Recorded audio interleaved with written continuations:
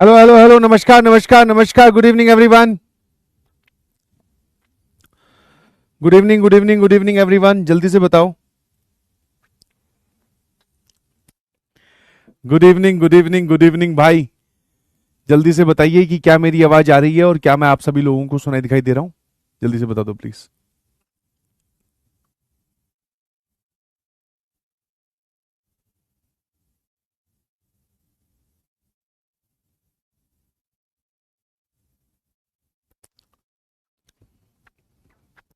नमस्कार नमस्कार नमस्कार, गुड इवनिंग भाई, गुड इवनिंग, बहुत बहुत स्वागत है। शाबाश शाबाश शाबाश। एक्स्ट्रा क्लास क्यों नहीं लिए? अरे यार, कई कई बार क्या दोस्ती में फायदा भी होता है, कई कई बार दोस्ती में थोड़ी लिहाज करनी पड़ती है। तो मैंने डूडी भाई से बात की।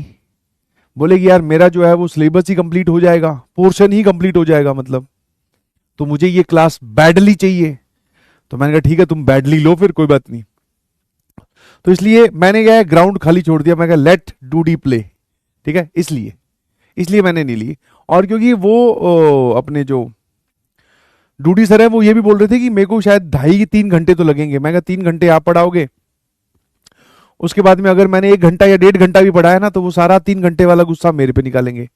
तो मैंने कहा ठीक है, संडे वाले दिन 3 घंटे ठीक है ना। अभी भी कंप्लीट नहीं हुआ है।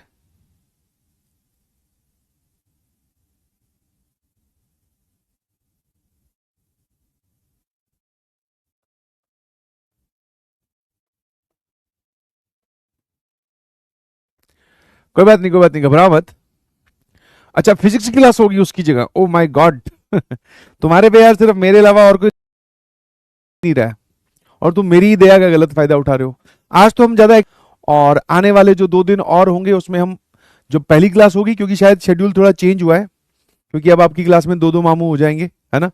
शायद पंकज सर की क्लास अभी स्टार्ट होने जा रही है कल से या परसों से, देख लीजिएगा आप अपने प्लानर के हिसाब से। तो उनको भी मामू बोलते हैं लोग, और तुमने तो बना ही रखा है मुझे, तो दो दो मामू हो जाएंगे, है ना। लैग ना, ओके। ठीक है। हाँ, तो कल हम थोड़ा एक्सटेंड करेंगे, और परसों वाली क्लास में हम थोड़ा जल्दी मिल लेंगे, वही 3:30। और शायद उससे अपनी जो लगातार होती थी मंडे से थर्सडे, वो वाली क्लास नहीं होगी अब। मंडे से वेनेसडे होगी, और फिर थर्सडे और फ्राइडे वाले दिन नहीं होगी, फिर सैटरडे को क्लास होगी। शनिवार को मिलेंगे, है ना। ठीक है, तो ऐसा कुछ है, शायद चेंज हुआ है। हाँ, पोपू मामा एंड मामा दादा, ओ माय गॉड। कौन कह रहा था ऑनलाइन में फील नहीं आती? भाई इससे बढ़िया क्या फील आएगी, है ना। हाँ ना, ओके, बहुत बढ़िया।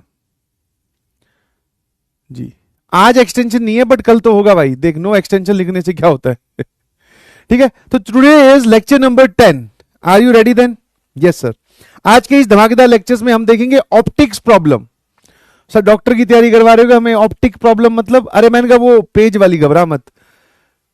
इंसिडेंट रे, रिफ्लेक्टेड रे, उसकी बात करेंगे, और कॉन्क्यूरेंसी की बात करेंगे। ठीक है, यस और नो? बिल्कुल सही।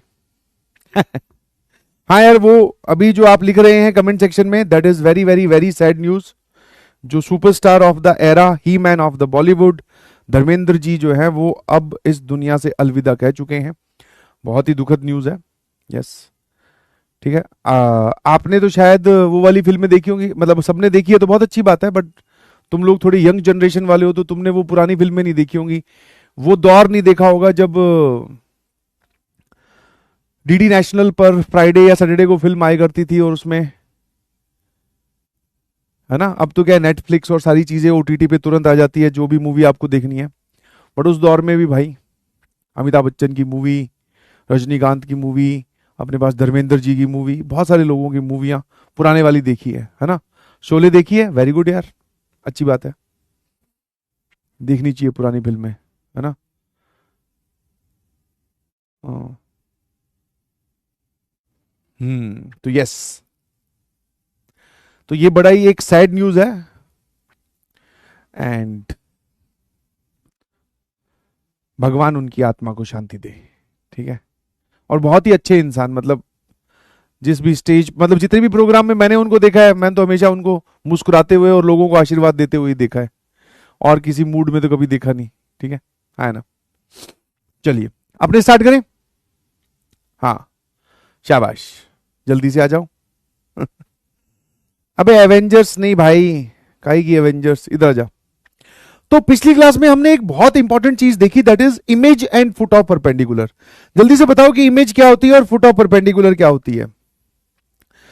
सर इमेज वो चीज होती है जो पिताजी हमारी बनाने में लगे हुए हैं और हम बिगाड़ने में। अरे मैंने कहा वो भाई वो तो अलग चीज है, टेंशन ना ले। अगर ये कोई मतलब स्ट्रेट लाइन है और यहां पर अगर आपको कोई पॉइंट दिया गया है, इस पॉइंट को अगर हम ऑब्जेक्ट की तरह कंसीडर करें तो बिल्कुल जितनी दूर ये है और उतने ही दूर सर यहां पर जो ऑब्जेक्ट की इमेज बनेगी, इसको मिरर मानते हुए, that is called as image. और ये जहां पर परपेंडिकुलर मिलेगा सर, इसको हम बोलेंगे फुट ऑफ परपेंडिकुलर। है ना? समझ में आया कि नहीं समझ में आया? अब मुझे एक बात बताओ कैसे निकालते हैं। सर लाइन की इक्वेशन जो है उसकी सारी टर्म्स एक तरफ होनी चाहिए, ax plus B Y plus C बराबर 0।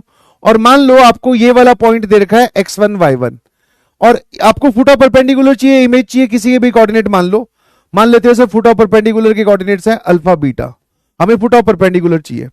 तो जो चाहिए उसके एक्स कोऑर्डिनेट में से दिए गए पॉइंट का एक्स कोऑर्डिनेट घटाओ, डिवाइडेड बाय सारी टर्म्स को एक तरफ लिखने के बाद में एक्स का कोफिशिएंट, जो चाहिए उसके वाई कोऑर्डिनेट में से दिए गए पॉइंट का वाई कोऑर्डिनेट घटाओ, डिवाइडेड बाय टेन वाई का कोफिशिएंट। और इमेज वाले केस में क्या आता है बेटा, उसको इसको मतलब जो पॉइंट आपको दे रखा है, सॉरी जो पॉइंट आपको दे रखा है उसको लाइन की इक्वेशन में रख दो। तो सर वो आ जाएगा ax1 plus B Y one plus C whole divided by X और वाई के कोफिशिएंट्स के स्क्वायर्स के सम का कुछ नहीं, रूट भी नहीं आएगा, मॉड भी नहीं आएगा। बस यहां से अल्फा बीटा निकाल लो और मान लो इमेज निकालनी है तो यहां पे -2 आ जाएगा। Is this clear to everyone? हाँ ना? Is this clear to everyone? Clear है तो CLR लिखकर भेज दो जल्दी से। किसके टेस्ट का सिलेबस? अभी बेटा इधर देख ले क्योंकि ये भी सिलेबस में कभी ना कभी तो टेस्ट में आएगा ही। यहां देख ले, ज्यादा हीरो ना बन ना। हीरो क्लास में एक ही ठीक होता है लग तो रहा ही हूं, है ना? अब कुछ लोगों के एकदम भाई साहब क्लास में वो तो कुछ समझ में आ नहीं रहा, बोले हीरो अभी कमेंट करता हूं। चल भाई इधर आजा, हाँ जल्दी से आजा, जल्दी, शाबाश। अरे ये तो 90% क्या पता नहीं 80% डिब्बी था, जहां तक मेरी बादामी बुद्धि बोल रही है। सिंगल ग्रेड 30 सेकंड बताओ भाई। Set of all possible values of theta in the interval 0 से pi for which this point and this point lies on the same side of the line. तो सर लाइन की term की मतलब line की equation की सारी terms एक तरफ, लाइन की इक्वेशन की सारी टर्म्स एक तरफ, उसके बाद में सर ये और ये दोनों सेम साइड में लाई करते हैं। तो क्या कंडीशन थी भाई, 1,2 को इसके अंदर पुट करो इस लाइन की इक्वेशन में, तो x की जगह 1 y की जगह 2 ये वाला। फिर सर इस पॉइंट को भी इसके अंदर पुट करो, तो x की जगह साइन थीटा, y की जगह कॉस थीटा -1। और जब सेम साइड में होते हैं तो दोनों का साइन भी सेम होता है पॉजिटिव। इसको सॉल्व कर लो भाई, है ना? ठीक है, अब शुरू हो गए। चलो तो सर ये लो, यहां से ये 2 डिवाइड कर दो, पॉजिटिव का है तो sine theta plus cos theta -1 greater than 0। तो सर 1 को इधर लेके जाओगे तो sine theta plus cos theta 1 से बड़ा होना चाहिए। अब इसमें नहीं हुआ होगा ना, अब यहां पर ट्रिग्नोमेट्री आ जाती है। ठीक है, जहां पर तुमसे नहीं होता ना वहां पर ट्रिगो आ जाएगी, ध्यान रखना। हाँ, इससे पहले सीख लो वरना ये खुद आ जाएगी, ध्यान रखना। और ये तो मानती भी नहीं है कि ओ स्त्री कल आना, कल नहीं बोले मैं अब आ गई हूं। एक्स और वाई के कोफिशिएंट्स, सॉरी कॉस थीटा और साइन थीटा के कोफिशिएंट्स के स्क्वायर के सम के रूट से डिवाइड करते हैं। बस बेटा ये मत पूछ लेना वाई, ठीक है, क्योंकि जब ये मैं बता रहा था ना उस चैप्टर का नाम था ट्रिगो। तो सर यहां से साफ साफ दिखाई दे रहा है यार, लेफ्ट साइड में लिखा हुआ है साइन ऑफ थीटा प्लस π/4 और राइट साइड में लिखा हुआ है sir that is sine of π/4, है ना? या फिर एक काम करो, साइन π/4 रहने तो 1/√2 ही लिख लो। ठीक है। हाँ, अब अगर थीटा की रेंज ये है 0 से पाई, तो 0 से पाई दिस इज थीटा। ध्यान सुनना बेटा। यस, हाँ हाँ हो जाएगा, घबरा मत। जब दोनों में पाई बाय 4 जोड़ोगे तो ये आएगा पाई by 4, pi plus pi by 4, 5 pi by 4। जैसे कई कई चीजें देखकर तुम टैग लगा देते हो ना, ये हमारे औकात के बाहर की है ये हमें नहीं जम रही, ये अच्छी नहीं लग रही। वैसे ऐसे सवाल जो तुम्हें ट्रिग्नोमेट्री की वजह से परेशान करे, तो इन पे टैग लगा दिया करो, ठीक है, कि ये भैया ट्रिगो खा गई ये सवाल। स्ट्रेट लाइन का काम तो यहीं पे खत्म हो गया था कि both the points lies on the same side, तो इन दोनों की जो एक्सप्रेशन की वैल्यू है, मल्टीप्लीकेशन है, वो पॉजिटिव आना चाहिए। अब इसके आगे चल रहा है जी trigo trigo trigo trigo trigo trigo trigo, pi by 4 से लेकर 5 पाई बाय 4। ले भाई एक बार बता, ये जो एंगल पूरा अल्फा है ये कहां से कहां तक है? पाई बाय 4 से लेकर 5 पाई बाय 4। और मैं भी ट्रिग्नोमेट्री ऐसे समझाऊंगा, आसान तरीके से नहीं, मुश्किल तरीके से, ताकि कोई अगर मान लो बच्चा मन में मोटिवेट भी होना चाहे कि सर मैं चाहता हूं। अबे तू क्या चाहता है भाई? हाँ,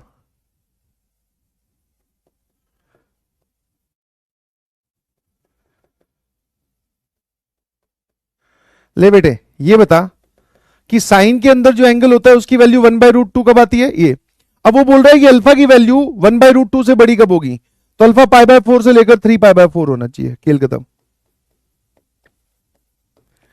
और अल्फा कौन है sir? Alpha is nothing but theta plus pi by 4।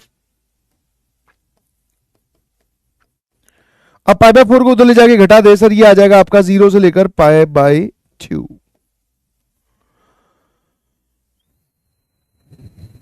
किसी का भी आंसर नहीं आया? भूल गए? अबे काहे के भूल गए? साइन अल्फा 1/√2 से बड़ा चाहिए और अल्फा की रेंज ये रही, तो इसकी वैल्यू 1/√2 से बड़ी कब होती है? ग्राफ से देखकर बताओ। पाई बाय 4 से 3 पाई बाय 4।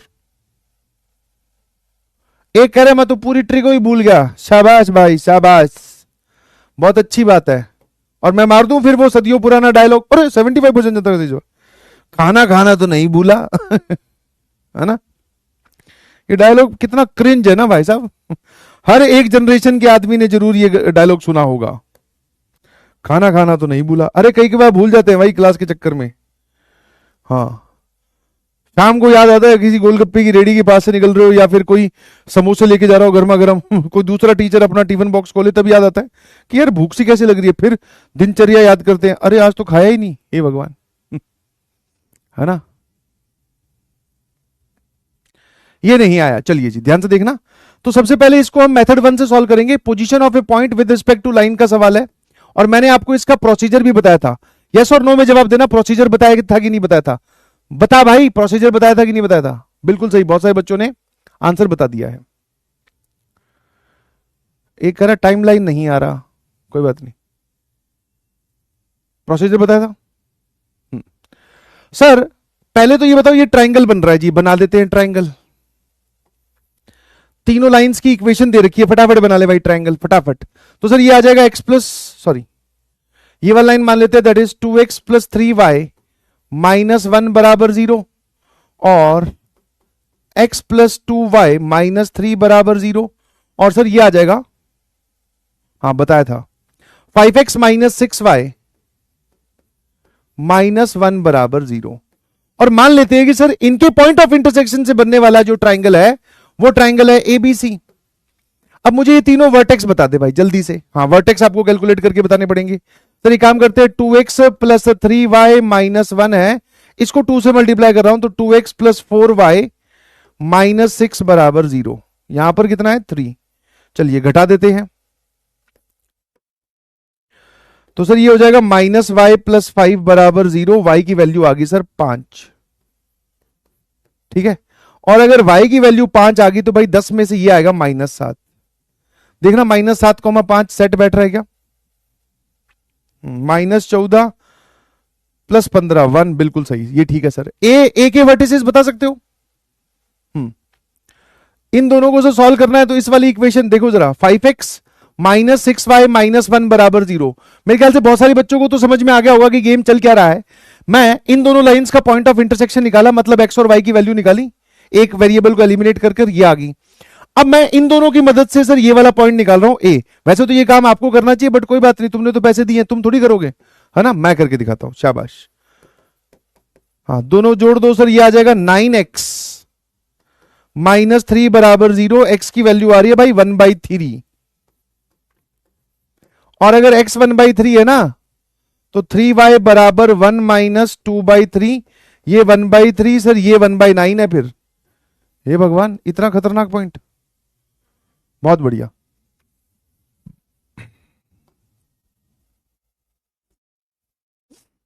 ठीक है, हाँ है ना। अब आजा बेटा इधर, इन दोनों का पॉइंट ऑफ इंटरसेक्शन निकाल लेते हैं, है ना। इसको 3 से मल्टीप्लाई किया तो 5x - 6y -1 बराबर 0। इसको 3 से मल्टीप्लाई किया तो 3x + 6y -9 बराबर 0। दोनों को ऐड कर देते हैं, 8x - 10 बराबर 0। x की वैल्यू आ रही है बेटा 5/4। देखना जरा, यही पॉइंट ऑफ इंटरसेक्शन आ रहा है क्या। x अगर 5/4 है तो 6y इज 5/4 -1 1/4 1/24 है। 6y तो 1/24 हुआ ना ये।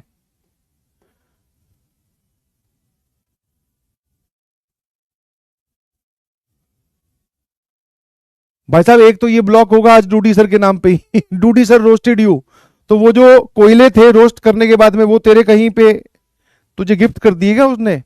इतना तेरे को दर्द हो रहा, बोले सर डूडी सर ने आपको रोस्ट किया, वो जो कोयले थे वो मेरे ऊपर कहीं गिर गए हैं, आप उसका बदला लो। अब छोड़ दे भाई, इधर आ जा। 7/28। अबे ये कैसे हो गया। 5/4 -1 और 6y, ये तो 1/4 आ रहा है।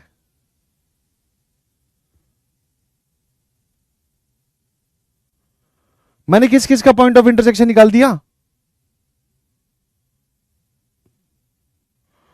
यहां पे देख भाई, 5/4 5/4 -3 -2y।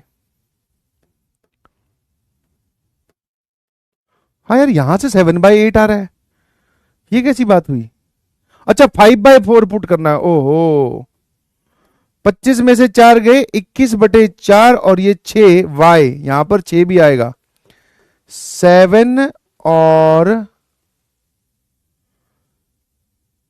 5/4 पुट कर दे यार, देखना, और ये आ जाएगा सर 6y। बिल्कुल सही, जल्दी से बता दो सर। ये आ रहा है 21/4 और यहां 6, ये y। 7/8 आ रहा है। मैं कब से, बच्चे चिल्ला रहे हैं बेचारे, बट बीच में एक जब से लगा हुआ था, रोस्टेड यू हो गया, अब चुप। ठीक है, अब मेरे ख्याल से सर ये बात क्लियर होगी। अब हमें ये वाला जो पॉइंट है अल्फा कॉमा अल्फा स्क्वायर, इसको इसके अंदर घुमाना है। वी वॉन्ट कि अल्फा कॉमा अल्फा स्क्वायर, मान लेते हैं सर इस पॉइंट को P। तो 3 कंडीशन लगानी है, ध्यान रखना। कंडीशन नंबर 1, अगर आप ट्राइंगल के अंदर चाहते हो तो इस लाइन के रिस्पेक्ट में P और पॉइंट B सेम साइड में होनी चाहिए। इस लाइन के रिस्पेक्ट में ये दोनों सेम साइड पे होनी चाहिए।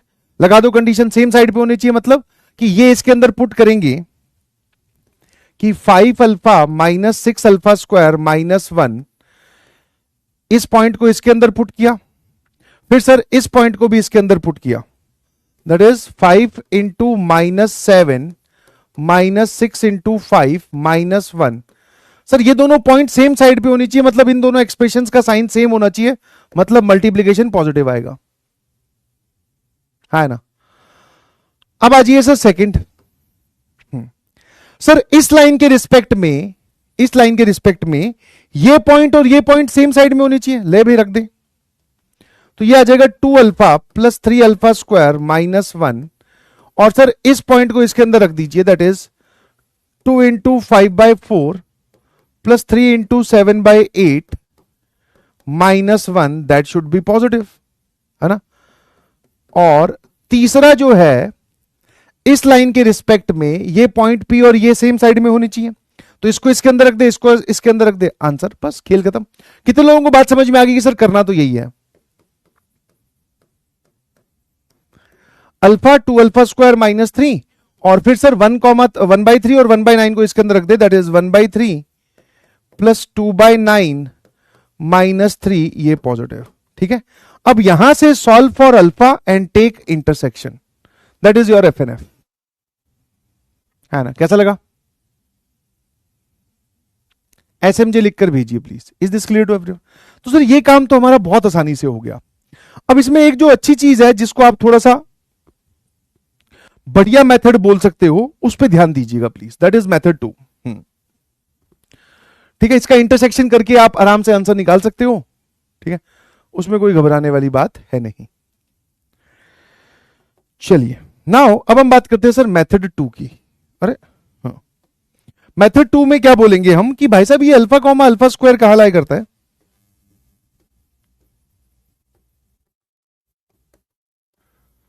तो sir alpha comma alpha square जो है, पहली चीज तो आपको यह पता होना चाहिए कि alpha comma alpha square x coordinate alpha है, वाई कोऑर्डिनेट अल्फा स्क्वायर है। तो सर अल्फा की जगह एक्स यहां पुट कर दीजिए, तो ये कर्व आ जाएगा वाई बराबर एक्स स्क्वायर। तो ये जो पॉइंट है ये इस कर्व के ऊपर लाई करता है, एग्रीड? तो इस कर्व का कितना हिस्सा इन तीनों लाइंस द्वारा बनाए गए ट्राइंगल में आता है? हाँ है ना? क्या मेरी बात समझ गए? तो सर एक काम करते हैं, थोड़ी एग्जैक्ट प्लॉटिंग करनी पड़ेगी, तब जाकर बात समझ में आएगी। देख भाई, ठीक है, हाँ आराम आराम से देखना साथ में। पहले मैंने क्या किया, इन तीनों लाइंस को प्लॉट किया। एक्स की वैल्यू 1/3 आ रही है, वाई की वैल्यू 1/2 आ रही है। ठीक है, हाँ थोड़ा सा अपने को यहां कहीं पर 1 मान ले, यहां कहीं पर 2 मान ले, यहां कहीं पर 3, यहां 1, यहां 2, यहां 3, ऐसे चलता जाएगा, देख लेंगे। जो ये पहले वाली लाइन है सर, उसको अगर हम प्लॉट करें एग्जैक्टली, तो y को 0 पुट करने पर x 1/2, that is exactly half, और y 1/3। ठीक है ना? तो सर ये कुछ लाइन ऐसी बनेगी।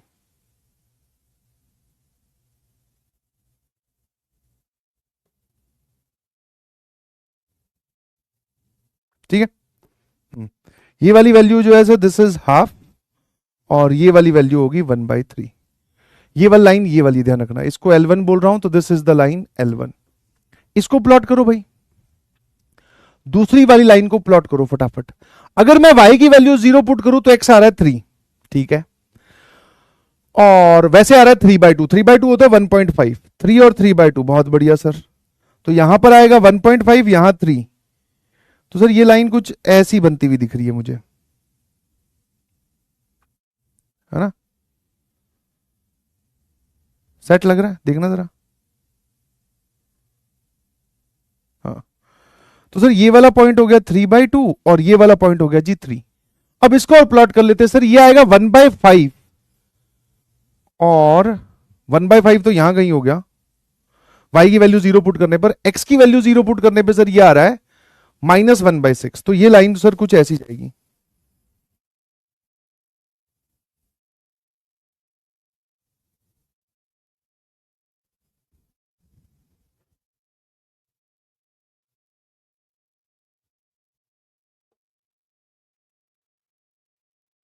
बोलो यहां तक एग्री है क्या? This is L1, this is L2, this is L3, ऐसा कुछ डायग्राम बन रहा है सर। ठीक है ना?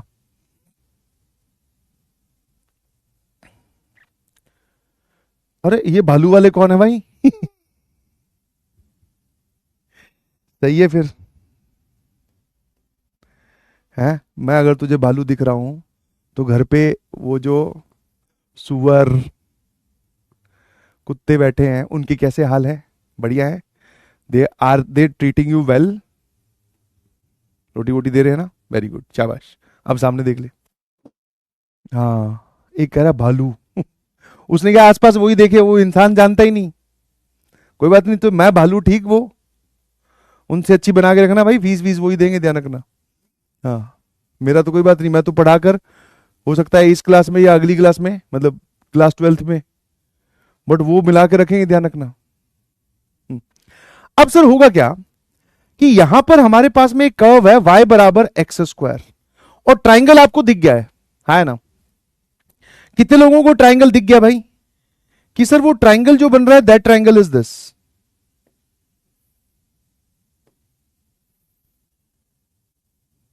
है ना, वो जो ट्राइंगल है वो ये वाला है। अब y बराबर एक्स स्क्वायर, आई नो वैसे तो हम पूरा डिटेल में पढ़ने वाले हैं, बट आपने क्वाड्रेटिक में पढ़ा होगा कि y बराबर एक्स स्क्वायर सर ऐसा ग्राफ बनता है, और बहुत ही बेसिक सा ग्राफ है। तो अब यहां पर आपको क्या करना है, y बराबर एक्स स्क्वायर का ग्राफ बनाना है भाई, ठीक है। अब वो ग्राफ बनाने से पहले पता है क्या करना पड़ेगा, क्या करना पड़ेगा, बहुत सारी कैलकुलेशन आपको करनी पड़ेगी, ऐसे, ठीक है ना। तो इस y बराबर एक्स स्क्वायर का कितना पोर्शन जो है, मैं आपको हिंट दे देता हूं, कितना पोर्शन इस ट्राइंगल के अंदर आ रहा है, जितना पोर्शन इस ट्राइंगल के अंदर आए उसका x कोऑर्डिनेट बता दीजिएगा, बस वही आपका आंसर है। समझ गए? तो y बराबर एक्स स्क्वायर का जो है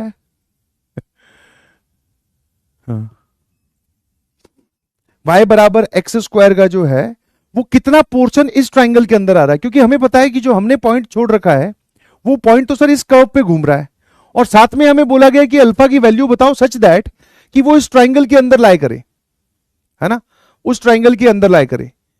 तो खींच दिया। अब ऐसा नहीं कि रैंडमली खींचा जाएगा, नहीं, आपको y बराबर एक्स स्क्वायर का हर एक लाइन के साथ पॉइंट ऑफ इंटरसेक्शन चेक करना पड़ेगा कि किसको कितनी बार काट रहा है ना, है ना, किसको कितनी बार काट रहा है। समझ गए कि नहीं समझे? एक कह रहा है डोंट क्रॉस लिमिट सर, अच्छा तो तू ये अपने शब्दों पे भी लगा ले भाई, है ना। कौन लोग आज जी, कहां से आ गए भाई?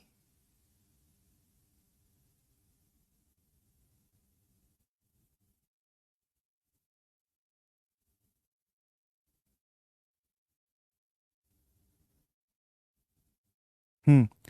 तो सर अब सर कैसे पता चलेगा कि इसका पॉइंट ऑफ इंटरसेक्शन क्या है, इसका पॉइंट ऑफ इंटरसेक्शन क्या है, इसका पॉइंट ऑफ इंटरसेक्शन क्या है, इसका पॉइंट ऑफ इंटरसेक्शन क्या है, और ये वाला पॉइंट ऑफ इंटरसेक्शन क्या है, इसके नीचे से गुजरेगा तो वही।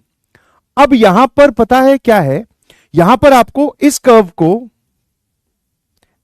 को इस लाइन के साथ सॉल्व करना है, मतलब y की जगह एक्स स्क्वायर रखो, क्वाड्रेटिक बनी, यहां से पता चला कि y बराबर एक्स स्क्वायर इसको कितनी जगह काट रहा है। फिर सर इसी कर्व को इसके साथ सॉल्व करो, और फिर इसी कर्व को सर इसके साथ भी सॉल्व करो, सबके पॉइंट ऑफ इंटरसेक्शन निकालो, और फिर आपको पता चलेगा कि एक्स कोऑर्डिनेट और वाई कोऑर्डिनेट क्या है। क्या मेरी बात समझ में आई? है ना। तो ये थोड़ा क्रिटिकल काम है, जबकि ये वाला आसान है, इसमें तो कुछ नहीं सर, ये कांस्टेंट बनेगा, इसको अगर पॉजिटिव है तो डिवाइड कर देना, sign of inequality remain same, negative है तो भी डिवाइड कर देना, sign of inequality will get reverse. Solve सिर्फ इतने ही पार्ट को करना है, सॉल्व सिर्फ इतने ही पार्ट को करना है, सॉल्व सिर्फ इतने ही पार्ट को करना है। सर ये तो फिर 3 सिंपल इनइक्वालिटी बन गई, जो कि हम वेवी कर्व मेथड के टाइम से देखते हुए आ रहे हैं, तीनों का इंटरसेक्शन लेना है, the point will be inside, है ना। क्या मेरी बात समझ में आई? अगर बात समझ में आई तो लिख कर भेजो। तो इसमें ज्यादा परेशान मत होना कि सर आपको ऐसे पता कि ये इसको यहां काटेगा, कि मैंने अभी रफ डायग्राम बनाया, मुझे पहले इसको और इसको सॉल्व करके देखना पड़ेगा, एक कर्व तीनों लाइन के साथ सॉल्व करना पड़ेगा। समझ में आया? ठीक है। तो बट ये देखने में अच्छा लगता है कि हाँ यार इसका इतना पोर्शन हम विजुअलाइज कर सकते हैं कि इतना पोर्शन इस ग्राफ के अंदर आया, इस ट्राइंगल के अंदर आया, ठीक है। बट हाँ कैलकुलेशन इफेक्टिव ये वाला ही है। कुछ बच्चे आंसर भी बताते थे शुरू में, -3/2 से -1/2 ऐसा कुछ आंसर लिख रहे थे, शायद वैसा ही कुछ आंसर है, ठीक है। और बहुत सिंपल सिंपल इनइक्वालिटी बन रही है, हर एक का रूट आप निकाल सकते हो, ठीक है। ये वाला देख लेना प्लीज, ठीक है भाई। हाँ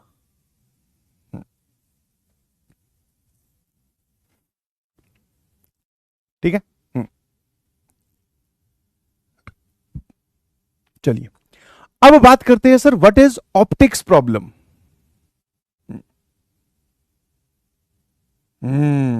हाँ 1/3 1/2 ऐसा कुछ आएगा, वो किताब में भी उसमें आंसर दिया हुआ है, देख लीजिएगा आप, उसमें पॉइंट ऑफ इंटरसेक्शन भी निकाल के दिखाए हैं।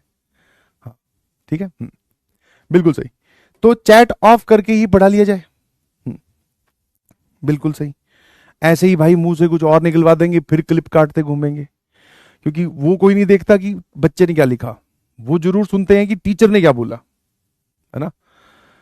पर कोई बात नहीं, वो तो मैं जानता भी हूं कि बच्चा भी नहीं है वो तो कोई, है ना। चलिए, तो इसलिए maintain the decorum of the class. और अगर आपको पढ़ने की इच्छा नहीं है, मैं तो कितनी बार खुले में बोलता हूँ, भाई तेरे को मेरे से नहीं समझ में आ रहा, किसी और की क्लास में जाके पढ़ ले। हाँ बिल्कुल, तेरे को तो 2-2 बैचेस 3-3 बैचेस मिले हैं शायद, है ना। 1.0 वालों को 2.0 का भी एक्सेस मिला है, वरना खजाना है, यूट्यूब है, बहुत सारी जगह है, वहां पढ़ ले। बट तुझे करनी है स्पैमिंग, क्लिपें कटवानी है जरा हमें, तो कटवा ले फिर। ठीक है। Now what is optics problem, जो ये टॉपिक है ना, इसके क्वेश्चन सॉल्व होंगे इमेज वाले पॉइंट ऑफ व्यू से। आपको एक पॉइंट की एक लाइन में इमेज निकालनी आती है, जो आज क्लास में आते ही रिकैप का जो मैंने फॉर्मूला बताया था, अगर वो काम करना आता है दैट मींस गेम खत्म। बट इसको पूरे डायग्राम को एक नाम दे दिया गया, ठीक है। जैसा कि आप जानते हैं क्लास 10th में आपने कौन सा चैप्टर होता है जिसमें ये सब बनाते हैं यार, plane mirror, incident ray, reflective ray, ray, है ना, शायद उसी का नाम रे ही होता है। ठीक है, मान लेते हैं सर दिस इज मिरर,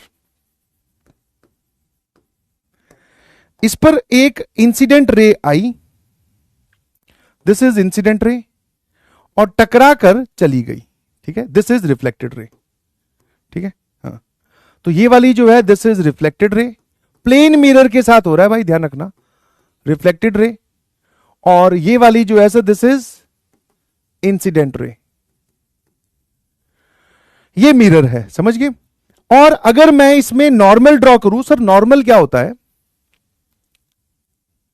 इस लाइन को हम बोलते हैं सर नॉर्मल। ठीक है, इस लाइन को हम क्या बोलते हैं, दैट इज नॉर्मल, जो मिरर के परपेंडिकुलर होती है, मतलब ये वाला एंगल जो है सर ये 90 डिग्री होगा। ठीक है, अब इसको हम बोलते हैं sir that is angle of incidence, और इसको हम बोलते हैं that is angle of reflection. ठीक है, और सर प्लेन मिरर वाले केस में ये दोनों एंगल बराबर होते हैं, इंसिडेंट और रिफ्लेक्शन, मतलब angle of incidence and angle of reflection, ये दोनों बराबर होते हैं।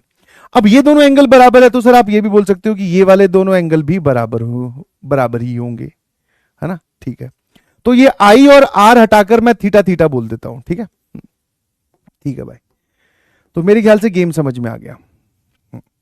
अब होगा क्या, कुछ नहीं, आपको इनमें से कोई 2 लाइंस दे देगा या कुछ इंफॉर्मेशन दे देगा, तीसरी लाइन या कुछ इंफॉर्मेशन वो आपसे पूछ लेगा।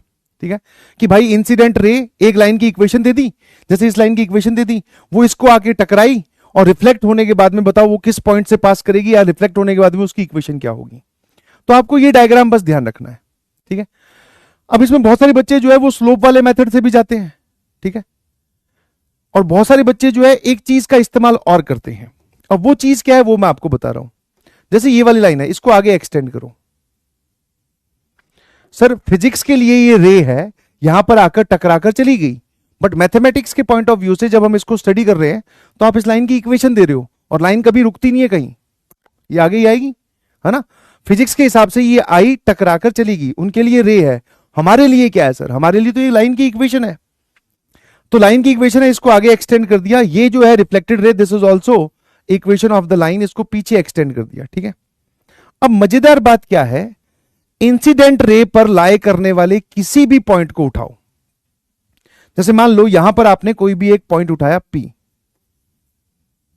ठीक है, कोई भी पॉइंट यहां ले लो, यहां ले लो, यहां ले लो, ऊपर ले लो, पीछे की ओर, इसकी मिरर इमेज निकालो, किसमें, मिरर में। ठीक है, इसकी मिरर इमेज निकालिए मिरर में। तो सर जब हम इसकी मिरर इमेज निकालेंगे तो वो मिरर इमेज रिफ्लेक्टेड रे पर लाई करती है, दिस इज इमेज। हाँ, ये और ये डिस्टेंस बराबर और ये एंगल 90 डिग्री, मतलब आप लिख सकते हो any point on image of any point of, मतलब डायग्राम से समझ में आ गया तो बहुत अच्छी बात है, image of any point on incident ray, image of any point on incident ray, अच्छा इमेज किसमें, इमेज किसमें, इन मिरर। ठीक है, ये तो मेरे ख्याल से बात समझ में आती है। Image of any point on incident ray lies on reflected ray, lies on reflected ray. क्या ये बात क्लियर है भाई? सर एकदम क्लियर है।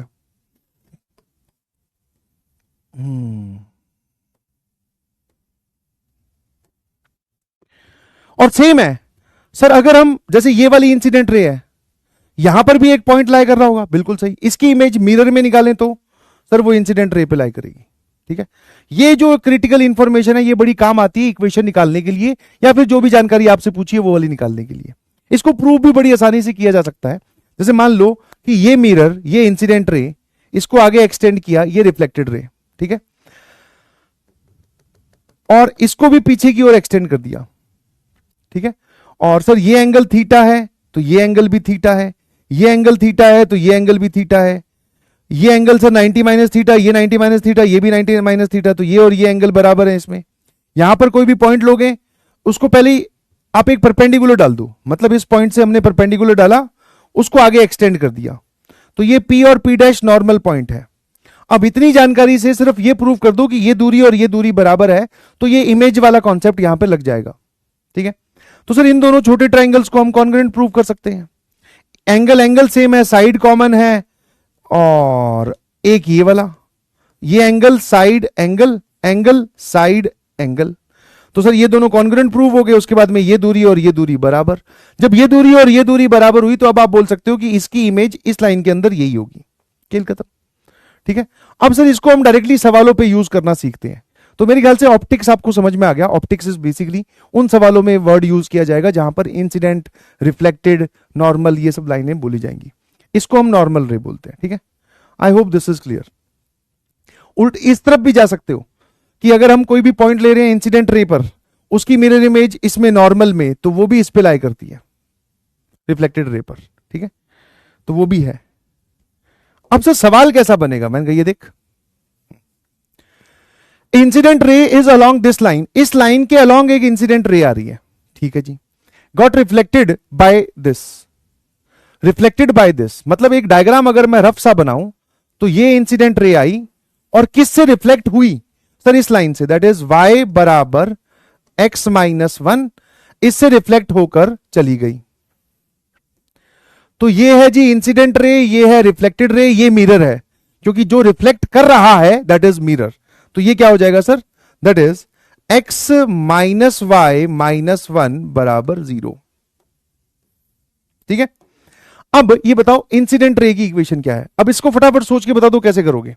ये मिरर की equation, this is 3x minus 4y minus 5 बराबर 0। आपको किस किस की इक्वेशन बतानी है? रिफ्लेक्टेड रे और नॉर्मल की। मतलब सर एक तो ये सवाल है और एक यहां पर जो नॉर्मल लाइन होगी उसका भी सवाल है। शुरू हो जाइए, कैसे करना चाह रहे हैं आप? जल्दी से, एवरीबडी शुड पार्टिसिपेट। देखो नॉर्मल की इक्वेशन तो बहुत आसान है। ठीक है, नॉर्मल की इक्वेशन लिखते ही तो सर गेम ही खत्म हो जाएगा। मतलब ऑब्वियसली कितने लोग मुझे ये वाला पॉइंट बता सकते हैं? द पॉइंट ऑफ इंसिडेंस, मतलब ये जो इंसिडेंट रे है इसको आगे कहां काटेगी? तो सर इन दोनों का पॉइंट ऑफ इंटरसेक्शन सॉल्व कर लो। जैसे फॉर एग्जाम्पल ये लिखा हुआ है 3x माइनस 4y माइनस 5 बराबर 0, इसको 3 से मल्टीप्लाई कर दो। दोनों को अगर मैं घटा दूं सर ये आ जाएगा माइनस वाई, और ये आएगा सर माइनस 2। तो y की वैल्यू सर माइनस 2 आ रही है। तो y की वैल्यू अगर माइनस 2 आ रही है तो सर x है y प्लस 1 और ये आएगा सर माइनस 1। तो माइनस 1 कॉमा माइनस 2 ठीक लग रहा है ना? माइनस 2 8 और 5 13, 8, हाँ ठीक है। तो सर ये वाली लाइन आ गई। अच्छा आपने बोला था कि नॉर्मल इसके परपेंडिकुलर होती है ना? This angle is 90 degree. तो सर इसका स्लोप कितना है? y बराबर mx प्लस सी फॉर्मेट में जाओगे दैट इज 1। तो इस लाइन का परपेंडिकुलर लाइन का स्लोप कितना हो जाएगा? -1। इसका नेगेटिव टाइम्स रेसिप्रोकल। बस ये रहा पॉइंट, ये रहा स्लोप। तो नॉर्मल की इक्वेशन तो सर एक ही झटके में आ गई। तो सर पॉइंट ये रहा, दैट इज y प्लस 2 बराबर -1 x प्लस 1। ठीक है भाई, चलिए अब सर बात रही रिफ्लेक्टेड रे की, जल्दी से बताओ रिफ्लेक्टेड रे की इक्वेशन कैसे निकालने वाले हो। कुछ बच्चे जो है वो रिफ्लेक्टेड रे की इक्वेशन के लिए भी सर यही बोलेंगे, सर रिफ्लेक्टेड रे पर भी ये पॉइंट लाई कर रहा है, अगर हमें इसका स्लोप पता चल जाए तो मजा आ जाएगा। मैंने कहा बहुत बढ़िया। उसके लिए वो क्या जानकारी यूज करते हैं, ध्यान से देखना कि सर एक काम करते हैं, एक हाँ मतलब इसका मेथड वन, रिफ्लेक्टेड रे की इक्वेशन निकालने का मेथड वन, तो वो ये वाला एंगल बराबर बोलते हैं। बहुत बढ़िया। इस लाइन का स्लोप आप सभी को दिख रहा है, दैट इज 3/4। इस लाइन का स्लोप आप सभी को दिख रहा है सर -1। सर इस लाइन का स्लोप ही तो निकालना है, और ये थीटा थीटा दोनों तरफ से बराबर है, तो मेथड वन में वो बोलेंगे कि सर tan थीटा बराबर tan थीटा। बिल्कुल फेयर इनफ कि इस लाइन और इस लाइन के बीच में जितना एंगल बनेगा उस पे जो tan की वैल्यू होगी वही इसके और इसके बीच में होगी। तो पहले इन दोनों लाइंस के बीच में एंगल लिख दो, जिसमें एक का स्लोप -1 है और एक का स्लोप 3/4 है। तो क्या बोलोगे sir, m1 minus m2 upon 1 plus m1 m2, ये tan थीटा आ गया सर। और सर यहां से भी ये लो, ये दो लाइंस होगी, इनके बीच का स्लोप सॉरी इनके बीच का एंगल आपको पता होना चाहिए, m1 minus 1 upon 1 plus m1 m2। बस, तो यहां से मेरे ख्याल से m सॉल्व किया जा सकता है। करें, ये कितना आ जाएगा जरा देखना सर, ये आ जाएगा ऊपर 7/4 और 1 माइनस 3/4 दैट इज 1/4। तो सर ये वैल्यू पूरी की पूरी आ रही है 7, और ये क्या लिखा हुआ है बेटा, m plus 1 upon 1 minus m का मॉड। ठीक है, चलिए अब शुरू हो जाते हैं। तो सर एक बार अगर हम इसको इधर भेजें तो 7 इंटू 1 माइनस m बराबर m प्लस 1। ठीक है, मैंने मॉड हटा दिया, और एक बार मैंने ये प्लस साइन के साथ हटाया, एक बार माइनस साइन, मतलब किसी भी एक तरफ माइनस लगा दो, तो -7 की तरफ लगा दिया मैंने। अब यहां से जब आप वैल्यू निकालोगे तो ये कितना हो जाएगा, -7m इधर गया 8m और 7 माइनस दैट इज 6, तो यहां से m की वैल्यू आ रही है सर दैट इज 3/4। और सर यहां से आपके पास में -7 प्लस 7m बराबर m प्लस 1, तो ये हो जाएगा बेटा 6m बराबर 8, और यहां से m की वैल्यू आएगी सर 4/3। तो m की वैल्यू हमें 4 लेनी है कि 3, मतलब 3/4 लें कि 3/4 लें कि 4/3 लें। सर 3/4 वाली लाइन तो ऑलरेडी आपके पास में है ना, जो इसके साथ एंगल थीटा बनाती है और जिसका स्लोप 3/4 हो, तो वो आपने ले तो रखी है ना। अब की बार कौन सी लाइन लेनी होगी सर, जिसका स्लोप 4/3 हो। तो सर हमारे पास में इसकी इक्वेशन आ गई, दैट इज रिफ्लेक्टेड रे। हम क्या बोलेंगे बेटा, रिफ्लेक्टेड रे की एक ही इक्वेशन आएगी, ध्यान रखना प्लीज, क्योंकि आपने जो कंडीशन लगाई है वो क्या है, आप एंगल इक्वेट कर रहे हो। इस लाइन के साथ थीटा एंगल बनाने वाले कितनी लाइंस हैं, तो एक ये वाली लाइन खुद है जिसका स्लोप 3/4 है, 3/4 यहां से निकल कर भी आया। दूसरी लाइन ये है जिसका स्लोप 4/3 है, तो हम सिर्फ 4/3 लेंगे। पॉइंट ये रहा, दैट इज y प्लस 2, और यहां पर आ गया 4/3 और x प्लस 1। ये जो मेथड मैंने यूज किया है, अगर मैं आपको ऑप्टिक्स नाम की जानकारी नहीं भी देता कि उसकी पॉइंट की इमेज इसके ऊपर लाई करेगी, तब भी आप इस मेथड को कैरी करने में एकदम सक्षम थे, बिकॉज मैंने दोनों तरफ से एंगल ही तो इक्वेट किया है, और ये बात हम एंगल बिटवीन द लाइंस में ऑलरेडी कवर कर चुके हैं। छोटी सी इंफॉर्मेशन जो आपको डायग्राम पे दिखाई दे रही है उसको कन्वर्ट कर दो इक्वेशन में। ठीक है, तो ये हो गया सर मेथड 1। मेथड 2 वाला गेम भी देख लेते हैं सर। मैंने कहा क्या है भाई मेथड 2, कि वही जो आपने बताया अभी। मैंने कहा क्या, बोले एक कोई भी लाइन हो उसके ऊपर कोई भी पॉइंट लेंगे, उसका इमेज इस पे लाई करेगा। मैंने कहा हाँ बहुत बढ़िया। तो नॉर्मल की इक्वेशन हो चुकी है। अब हम एक काम करते हैं, ये सब हटा दो, अरे अभी गड़बड़ हो जाती। ठीक है, ये सब हटा दो, मतलब एक डायग्राम अलग ही बना लेता हूं। अब हमें क्या करना है, एक दूसरा मेथड हम लगा रहे हैं। ये लो सर, इंसिडेंट रे ये रही, टकराकर ये ऐसे गई, इसको पीछे की तरफ एक्सटेंड करेंगे तो ये ऐसे आएगी। दिस इज रिफ्लेक्टेड रे, reflected ray. This is incident ray, incident ray. ठीक है, इंसिडेंट रे पर लाई करने वाला एनी पॉइंट कि mirror image in this mirror lies on this, और एक लाइन के ऊपर अगर आपको दो पॉइंट पता चल जाए, क्योंकि एक पॉइंट आपको ये पॉइंट ऑफ इंटरसेक्शन पता है, मुझे बस एक पॉइंट और चाहिए इस लाइन के ऊपर, फिर मैं इस लाइन की इक्वेशन लिख दूंगा 2 पॉइंट फॉर्म में। बोले सर बहुत बढ़िया। अब मुद्दा ये आता है कि सर इस लाइन के ऊपर कौन सा पॉइंट लें। एक लाइन के ऊपर अगर मैं आपसे जनरली पूछूं कि कितने पॉइंट्स लाई करते हैं, तो इनफाइनाइट, उस इनफाइनाइट में से कोई सा भी ले ले, कोई सा भी, एक्सेप्ट दिस, क्योंकि ये तो इसके ऊपर ही बैठा है। इसको छोड़कर इस लाइन के ऊपर कोई सा भी पॉइंट ले ले। सर ये पॉइंट हमें लेना नहीं आता इक्वेशन से। 3x माइनस 4y माइनस 5 बराबर 0। तो x और y का वो पेयर, x कॉमा y का वो पेयर जो इस लाइन को सेटिस्फाई करता है, वो उसके ऊपर एक पॉइंट होता है बेटा। जैसे फॉर एग्जाम्पल कोई बच्चा बोले कि सर अगर मैं y को 0 रख दूं, x आ रहा है 5/3, यस ये पॉइंट भी चलेगा।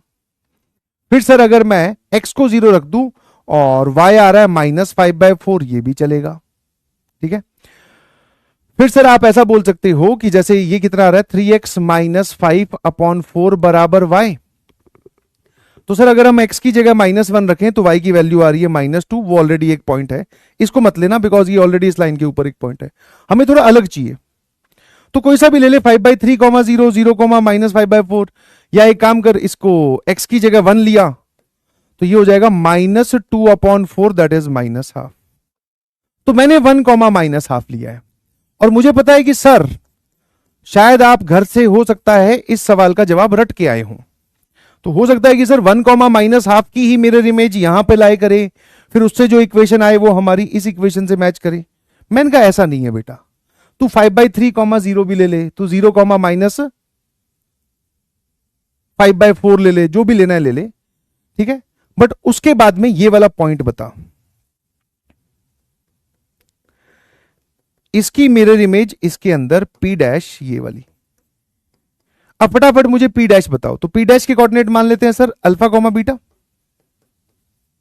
सारी जिसमें हम मिरर इमेज निकाल रहे हैं उसकी सारी टर्म्स एक तरफ लिखी हुई हैं। तो alpha -1 upon x coordinate that is 1, फिर beta minus of half that is beta plus half हो जाएगा, upon y coordinate that is -1। Image निकाल रहे हो तो -1 आएगा कि -2, सर -2। तो ये पॉइंट इस लाइन के अंदर पुट कर दीजिए। सर यहां आएगा -2, एक्स की जगह 1, वाई की जगह -1/2, -1 होल डिवाइडेड बाय एक्स और वाई के कोफिशिएंट्स के स्क्वायर्स के सम, बस रूट वूट नहीं आएगा, इधर मॉड भी नहीं आएगा।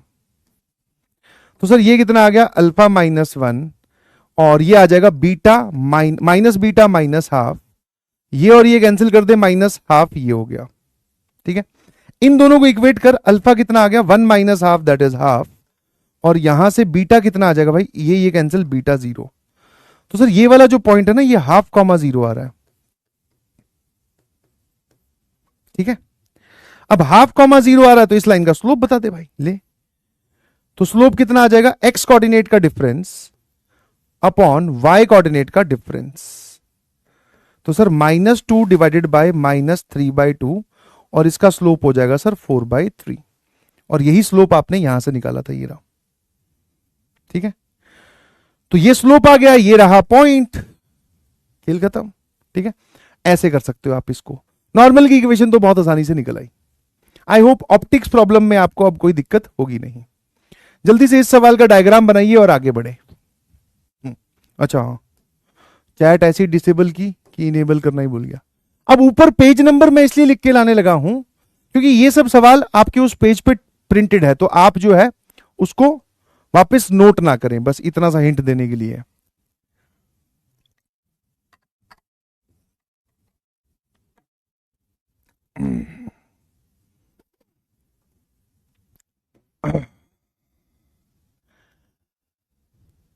रॉन्ग स्लोप, अबे स्लोप रॉन्ग नहीं है भाई, वापस तू एक बार कैलकुलेट कर फटाफट। सर इमेज कोऑर्डिनेट्स बाके वाले फॉर्मूले में क्या जिस लाइन में वैल्यू डालते हैं वो परपेंडिकुलर होनी चाहिए? ना ना ना ना ना, ना। कुछ भी नहीं। वैसे ये तो बाय डिफॉल्ट यार, अगर आप इस पॉइंट की इमेज निकाल रहे हो तो इसी पॉइंट के इसके अंदर कोऑर्डिनेट डालोगे, इस लाइन के अंदर। अब कौन सी लाइन परपेंडिकुलर बोल रहा है? ये तो एक पॉइंट है, ये लाइन। हाँ, इमेज वाली लाइन, मतलब ये अगर ऑब्जेक्ट है तो इसकी इमेज जिस लाइन पे लाई करेगी, ये लाइन और ये लाइन दोनों परपेंडिकुलर ही होती है बेटा, मिरर। सर डायरेक्ट भी स्लोप निकाल सकते हैं, बिल्कुल निकाल सकते हैं, क्योंकि इमेज और फुट ऑफ परपेंडिकुलर को मैंने आपको पिछली क्लास में एक मेथड से सॉल्व करके दिखाया था। आप वहां से जाना चाहते हो वो भी कर सकते हो। सर इसमें आपने 2 से मल्टीप्लाई क्यों करा? अरे 2 से मल्टीप्लाई क्यों किया? हे भगवान, इमेज वाला फॉर्मूला, इमेज के लिए -2 आता। पिछली बार बताया नहीं था क्या यार? लास्ट क्लास में मैंने इमेज और उसका फुट ऑफ परपेंडिकुलर का आई बिलीव फॉर्मूला बताया है ना? फुट ऑफ परपेंडिकुलर का फॉर्मूला बताया। फुट ऑफ परपेंडिकुलर में यहां पर -1 आता है, इमेज में -2 आता है। अब जैसे मैंने इसका प्रूफ बताया था इमेज के लिए, वैसे ही जब आप फुट ऑफ परपेंडिकुलर के लिए, वैसे ही जब आप इमेज के लिए करोगे तो वहां पे -2 दिख जाएगा। मैंने एक आपको वो रेशियो वाला थोड़ा बहुत याद होगा तो। मामू हम दोनों पॉइंट को मिरर से निकालकर इक्वेशन बना सकते हैं। दोनों कौन से पॉइंट है भाई? दोनों पॉइंट कौन से? इसकी मिरर इमेज निकालेगा, ये तो मिरर के ऊपर ही रखी हुई है। अगर कोई ऑब्जेक्ट मिरर के ऊपर ही लाई करती है तो उसकी मिरर इमेज वही आ जाएगी। तो अगर तू ये सोच रहा है कि -1, -2 की मिरर इमेज मैं इस लाइन में निकालूं, तो निकाल के देख, यही पॉइंट फिर से आ जाएगा। समझ में आया कि नहीं समझ में? हाँ, आपको एक पॉइंट लेना पड़ेगा, एक कोई और भी पॉइंट ले सकते हो। अगर आप ये बोल रहे हो कि सर जैसा आपने एक पॉइंट ये लिया तो मैं एक पॉइंट और ले लेता हूं, दैट इज 5/3, 0, तो इन दोनों की मिरर इमेज निकालकर मैं इस लाइन की इक्वेशन लिख दूं, हाँ वो चलेगा, कोई दिक्कत नहीं है। अगर हमने दोनों लाइंस एक्सटेंड करें तो वो दोनों परपेंडिकुलर होंगी कि नहीं सर? इफ यस जो स्लोप होगा, नहीं नहीं नहीं नहीं नहीं, इंसिडेंट रे रिफ्लेक्टेड रे जो है वो कभी भी परपेंडिकुलर हो ऐसे जरूरी नहीं है भाई, और परपेंडिकुलर नहीं होगी क्योंकि अगर मान लो ये लाइन इधर से आ रही है, ये रिफ्लेक्टेड है, थीटा जो है वो π/4 नहीं है भाई, थीटा जब π/4 होगा तब ये दोनों लाइंस परपेंडिकुलर होंगी। तो थीटा सिर्फ अभी बराबर है, 30 डिग्री भी हो सकता है, 60 डिग्री भी हो सकता है, 75 डिग्री भी हो सकता है। थीटा 45 हुआ तब रिफ्लेक्टेड और इंसिडेंट रे परपेंडिकुलर होगी। बहुत बढ़िया, आ जाइए। क्या है? डायग्राम बना लिया। सबसे पहले सिंपल काम, सुंदर diagram. Source of light placed at 3,10, the ray of light from it strikes this. तो इसको स्ट्राइक कर रही है तो पक्का सर ये तो मिरर होगा,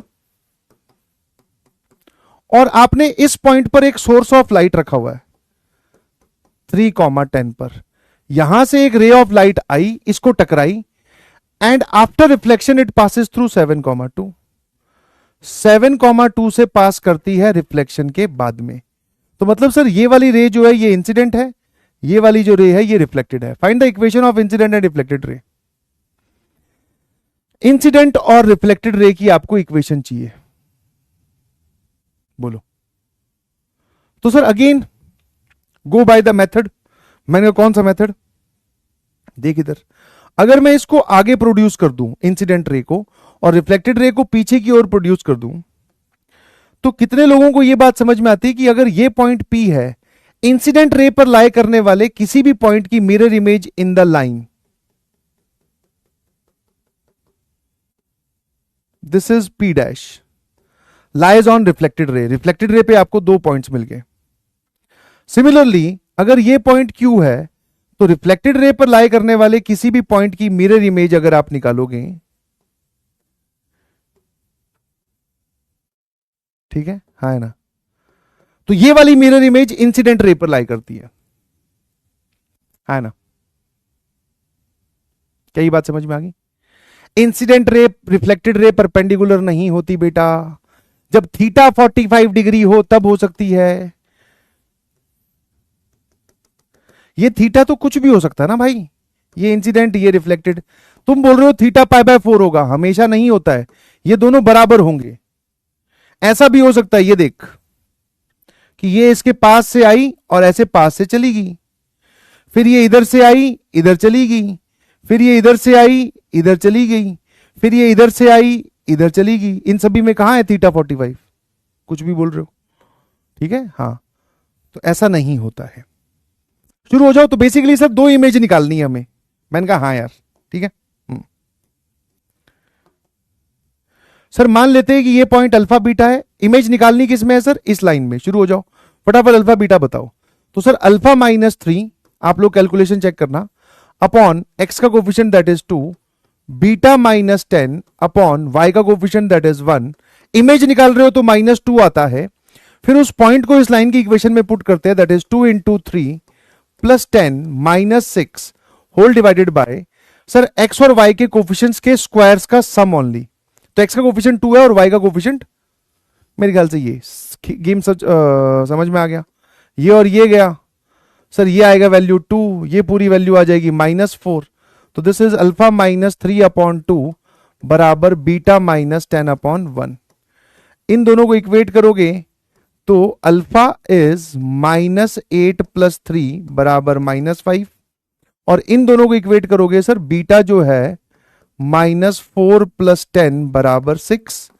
तो सर ये हो गया -5,6 है ना। तो सर ये एक इमेज मैंने एक पॉइंट निकाल के दिखा दिया, ध्यान रखिएगा प्लीज, है ना। अब देख, कुछ लोग बोलेंगे सर रिफ्लेक्टेड लाइन की इक्वेशन। अरे भाई एक लाइन के ऊपर तुझे 2 पॉइंट मिल गए, ये रहे और ये रहे, बना दे। और सिमिलरली ये काम अब खुद करना है, ठीक है। तो मैं इसको दे रहा हूं, डू इट बाय योरसेल्फ। कर लोगे? हाँ या ना, जल्दी से बताइए प्लीज। अरे इसकी इमेज निकालनी है, ये वाला पॉइंट आ गया, 2 पॉइंट्स आ जाएंगे, खेल देंगे कहानी सर। अरे AHC के कहां हो गया?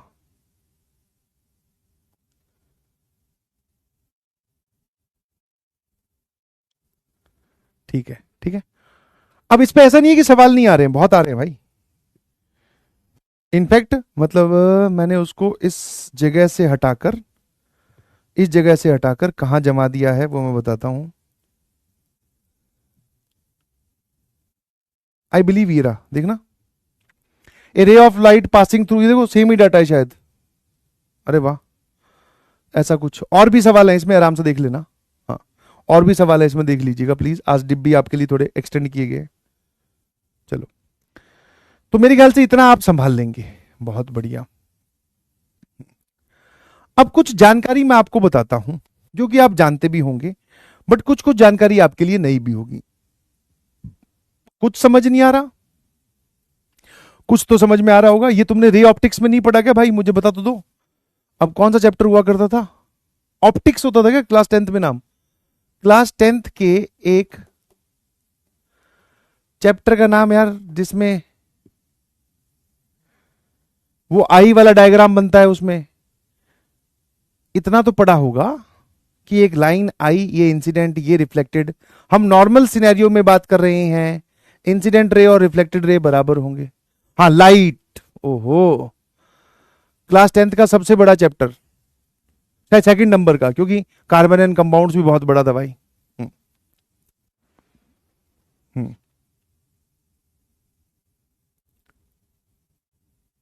ठीक है, हाँ, उसमें तो रिफ्लेक्शन रिफ्रैक्शन पता नहीं क्या क्या तुम पढ़ रहे थे। आंख का डायग्राम बनाओ, 5 नंबर का आता ही आता है ना। तो वही गेम है, यहां पे कुछ अलग है। अब 2-3 सिंपल सिंपल सी बातें मैं आपको बताता हूं, उसको मैं एज ए इंफॉर्मेशन लिख के लाया हूं, क्योंकि वो क्या होती है, सवाल में यूज होती है। ध्यान से देखना बेटा। यस, एक कोई रैंडम ट्राइंगल है, सुनते जाना, अभी लिखने की जरूरत नहीं है, बस यस नो में गेम खेलना है अपने को। एक कोई रैंडम ट्राइंगल है, वर्टेक्स बी पे बनने वाला एंगल, इसकी बाइसेक्टर हमने ड्रॉ की। मतलब कि सर ये जो लाइन है, this is the angle bisector. अगर ये एंगल बाइसेक्टर है तो सर ये लो और ये लो, ये इसको जाकर पी पे कट करती है। तो ये जो बीपी लाइन आपने ड्रॉ की है, that is nothing but the angle bisector of angle B at vertex B. ठीक है, अब मैं आपसे एक सिंपल सी चीज पूछ रहा हूं। ठीक है, मैं आपको एक सिंपल सी चीज पूछ रहा हूं, और वो सिंपल सी चीज क्या है? मैंने वर्टेक्स ए से एक परपेंडिकुलर डाली, किसके ऊपर? इस लाइन बीपी पर, और उस परपेंडिकुलर को आगे एक्सटेंड कर दिया, बस। ठीक है, गिवन क्या क्या था, एक ट्राइंगल के अंदर वर्टेक्स बी पर बनने वाले एंगल को बाइसेक्ट कर रही है लाइन बीपी, मतलब ये जो लाइन बीपी है ये वर्टेक्स बी पर बनने वाले एंगल का एंगल बाइसेक्टर है। आपने वर्टेक्स ए से इस लाइन पर परपेंडिकुलर डाला है, दैट मीन जब आप ये लाइन ड्रॉ कर रहे थे तो पहले से ये इंफॉर्मेशन तय थी कि ये लाइन परपेंडिकुलर डाल रहे हैं आप, ठीक है जी। ये लाइन इसको जाकर यहां मीट करती है। क्या हम इन दो छोटे छोटे ट्राइंगल्स को कॉन्ग्रुएंट प्रूव कर सकते हैं? बोलो, इन दो छोटे छोटे ट्राइंगल्स को, कौन कौन सा सर? एक ये वाला ट्राइंगल और एक ये वाला ट्राइंगल। बोलो यस सर। कैसे प्रूव कर सकते हैं? बहुत सिंपल सर, ये एंगल बराबर, ये वाली साइड कॉमन, ये एंगल 90 और ये एंगल भी 90, क्योंकि हमने वो लाइन जो ड्रॉ की है, कंस्ट्रक्शन की है, उसमें इस लाइन को हमने परपेंडिकुलर लिया। तो ये दोनों ट्राइंगल्स कॉन्ग्रुएंट है। अगर ये दोनों ट्राइंगल्स कॉन्ग्रुएंट है तो ये और ये दूरी बराबर है कि नहीं है? सर बिल्कुल बराबर है। तो मैंने कहा देख, स्ट्रेट लाइन में इमेज ऐसा तो है नहीं कि सच में कोई ऑब्जेक्ट है और सच में कोई मिरर है। सर जहां पर हमें एक लाइन के परपेंडिकुलर एक लाइन दिखे, इस पॉइंट और इस पॉइंट, मतलब इस पॉइंट की लाइन से जितनी दूरी है और लाइन की इस पॉइंट से जितनी दूरी, अगर ये दूरी बराबर हो और ये 90 डिग्री हो, तो हम किसी एक को ऑब्जेक्ट और किसी दूसरे को इमेज बोल देते हैं। एक्चुअल में वहां कोई इमेज और ऑब्जेक्ट वाला गेम है नहीं। तो क्या मैं ये बोल सकता हूं कि ये जो इमेज है ये ए डैश है? मतलब अब इसको अगर मैं टेक्निकल लैंग्वेज में बोलूं तो मिरर या image of vertex A in angle bisector of angle B lies on side BC, side BC पर लाई करेगी, है ना। और ऐसा ही नहीं है, अगर मान लो इसमें वर्टेक्स सी की भी एंगल बाइसेक्टर होती, अब कंफ्यूजन ना हो इसलिए पहले मैं क्या कर रहा हूं, वर्टेक्स ए वाली डिलीट कर दी, ठीक है। अब वर्टेक्स सी की भी एंगल बाइसेक्टर होती, मतलब दिस इज ऑलरेडी गिवन कि वर्टेक्स सी की ये एंगल बाइसेक्टर है, मान लेते हैं ये क्यू पर मिलती है। फिर से मैंने एक कंस्ट्रक्शन किया, और मैंने अब की बार इससे परपेंडिकुलर डाला, ठीक है। वर्टेक्स ए से मैंने इस लाइन पर सिर्फ परपेंडिकुलर डाला था जो इसको यहां जाकर मीट करता है। क्या मैं फिर से इन दो छोटे छोटे ट्राइंगल्स को कॉन्ग्रुएंट प्रूव कर सकता हूं? तो आंसर इज सर यस। वही सेम लॉजिक से जब कॉन्ग्रुएंट प्रूव करूंगा तो ये दूरी और ये दूरी बराबर हो जाएगी, तो मतलब वर्टेक्स ए की mirror image in angle bisector of the vertex C lies on side B C, है ना। अब अगर मैं इन दोनों को ओवरलैप करूं तो संभाल लोगे क्या? देखना जरा, हो जाएंगे क्या ओवरलैप?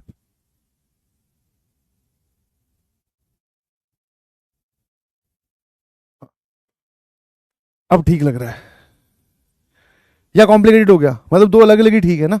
कहीं पता चला सर कुछ नहीं समझ में आ रहा, वो क्या हो गया था। ठीक है, तो पहली जानकारी तो ये थी कि अगर आपको कभी किसी सवाल में एंगल बाइसेक्टर की इक्वेशन दे रखी है तो उसमें आप वर्टेक्स की मिरर इमेज निकालो। कौन से वर्टेक्स की सर? किसी भी वर्टेक्स की निकाल लो। एक एंगल बाइसेक्टर इस वर्टेक्स से तो पास कर ही रही है, इन दोनों को छोड़कर किसी की भी निकाल लो। इसकी इमेज इस साइड पे लाई करेगी, इसकी इमेज निकालनी है मान लो, तो ये इसको आगे बढ़ाओ, इसकी इमेज जो है वो इस साइड पे लाई करेगी, ठीक है। ये टेक्निकल लैंग्वेज में भी लिखा हुआ है। तीसरी बहुत ही सिंपल सी चीज, दूसरी मतलब अगर मान लो ये वाला ट्राइंगल है ए, ये वाला ट्राइंगल है बी, ये वाली ट्राइंगल है सी, मतलब सॉरी ये तीनों वर्टिसेस है। अब जो साइड ए बी है, जो साइड ए बी है उसकी परपेंडिकुलर बाइसेक्टर ड्रॉ करो। I hope you know the perpendicular bisector, ठीक है। I hope you know the perpendicular bisector, ठीक है। अच्छा, अब ये परपेंडिकुलर बाइसेक्टर है, वर्टेक्स से पास करना is not a compulsion. Perpendicular bisector में सर ये और ये बराबर होते हैं। अगर ये लाइन परपेंडिकुलर बाइसेक्टर है लाइन सेगमेंट ए बी की, मैंने कहा मुझे तो फिर से इमेज और ऑब्जेक्ट वाला फिर से एक बार डायग्राम दिखाई दे रहा है। हां, अगर मैं इस वर्टेक्स को ऑब्जेक्ट बोलूं तो सर ये क्या है? इमेज है, वही तो है।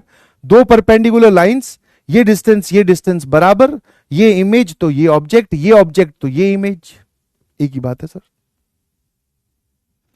इसको बोलेंगे कैसे कि एक परपेंडिकुलर बाइसेक्टर में एक, अगर लाइन सेगमेंट ए बी का परपेंडिकुलर बाइसेक्टर अगर आप ले रहे हो तो एक वर्टेक्स की इमेज दूसरा वर्टेक्स होता है, ठीक है जी। तो यही तीनों बातें यहां लिखी हुई है। The image of vertex A in the internal angle bisector of the vertex B and C lies on side B सी।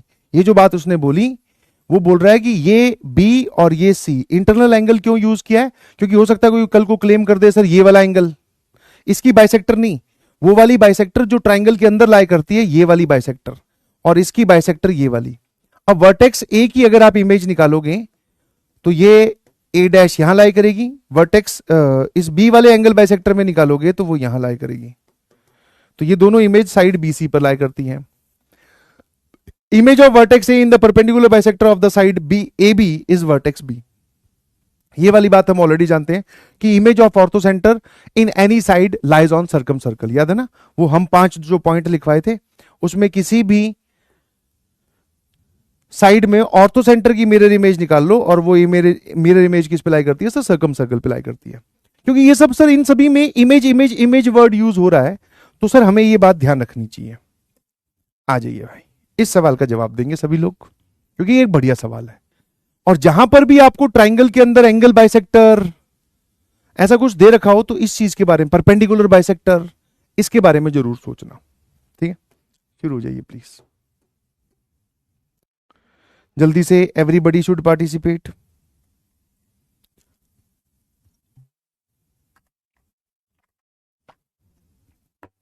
हाँ, लैग लैग आया था क्या भाई बीच में? अरे ए एच सी के पे ही अटका पड़ा है भाई। किस चीज में ए एच सी के, कैसा ए एच सी के? मैं किसी ए एच सी के को जानता तो हूं क्योंकि ये सिखाया तो मैंने ही है। जल्दी से जल्दी से जल्दी से, एवरीबडी शुड पार्टिसिपेट। सबसे पहले एक काम करना भाई साहब, इसका डायग्राम साफ सुथरा बना लेना, क्योंकि आप मानोगे नहीं, कोऑर्डिनेट ज्योमेट्री का 50% क्वेश्चन इज डन अगर आपको डायग्राम साफ सुथरा बनाना आ गया तो। और 99% केसेस में हम लोग रफ डायग्राम बनाते हैं। अब रफ का मतलब ऐसे नहीं है कि ट्रायंगल ऐसे बना रहे हो ढंग से, ठीक है, हाँ है ना। अबे पोल बाद में करवा लेंगे भाई, पोल का कितना शौक है तुम लोगों को। जल्दी से, सपोज अब देखो तुम ज्यादा देर नहीं बनाओगे तो फिर मेरे अंदर से फिर मास्टर निकल पड़ता है, बोले ले भाई तू ही बना दे। मैं इधर अपना अपना एक डायग्राम बना रहा हूं।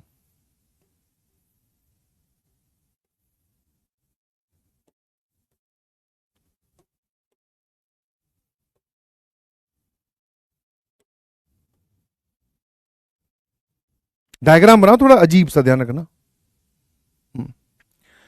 ट्राइंगल एबीसी, ये लो सर। y बराबर x is the equation of the bisector of the angle b।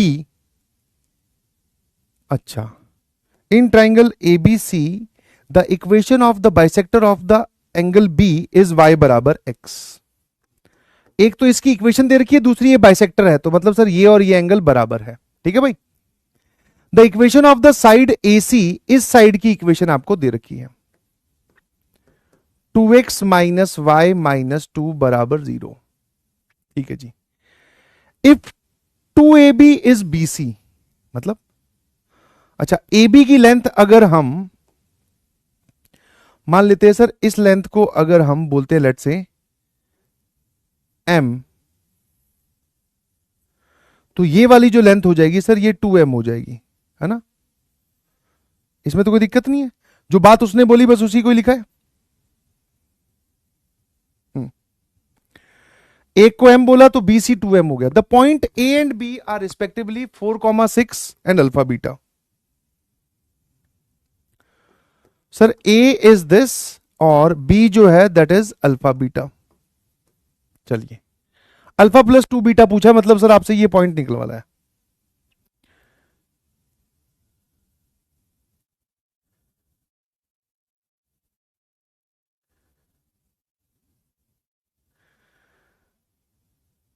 हैं? एक सेकंड एक सेकंड एक सेकंड,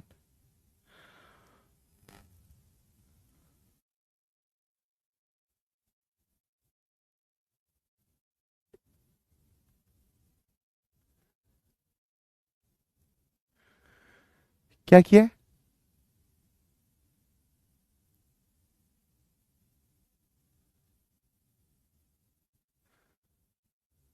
वाह।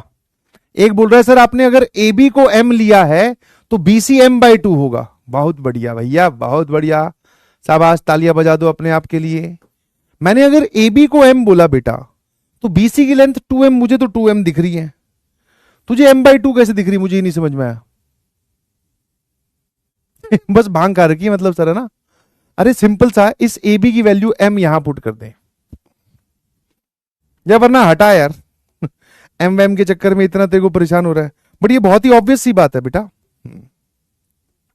कैसी बात थी, ऑब्वियस सी बात थी। चलिए हटाई दो, बस इस जानकारी को यहां से उठा लेंगे। गजब, बोल रहा सर m बाई टू होगी।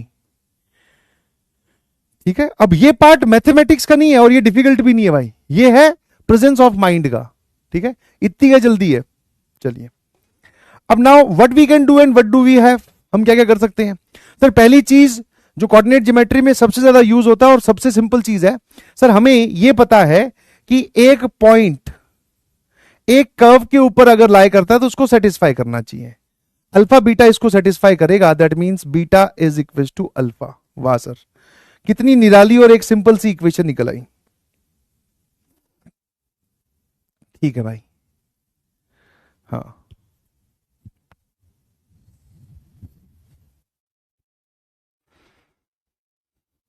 और बताओ।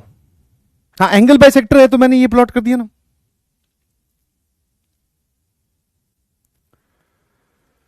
और क्या कर सकते हैं, है ना। मिरर इमेज मैं लेना नहीं चाह रहा।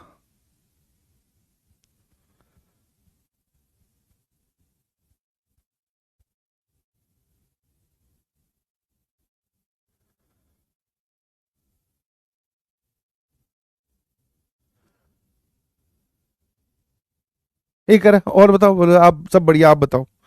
अबे कार्टून इसमें बता। तो अल्फा और बीटा सर बराबर होंगे, ये बात तो जानकर बहुत अच्छा लगा। सर एंगल बाइसेक्टर थ्योरम भी लगा सकते हैं कि एक लाइन, मतलब एक एंगल बाइसेक्टर सामने वाली साइड को किस रेशियो में बांटती है। मान लो ये सी, ये डी, ये ए, ये बी, तो C D upon D A, C D upon D A is basically B C upon A B. और B C upon A B का भैया आपको रेशियो भी दे रखा है, तो यहां से आप बोल सकते हो सर ये पॉइंट आ जाएगा। उस पॉइंट का करूंगा क्या मैं,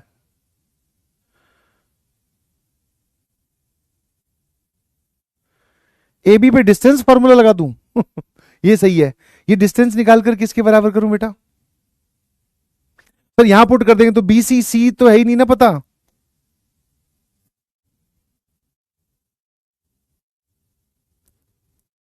सी क्या है, सी नहीं पता अपने को।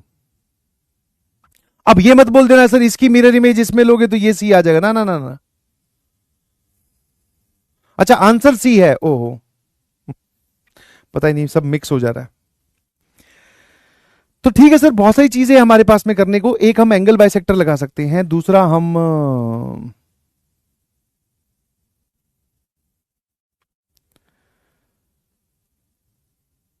एंगल बाइसेक्टर लगाने के बाद, अच्छा इसकी मिरर इमेज में 6,4 आएगी, है ना।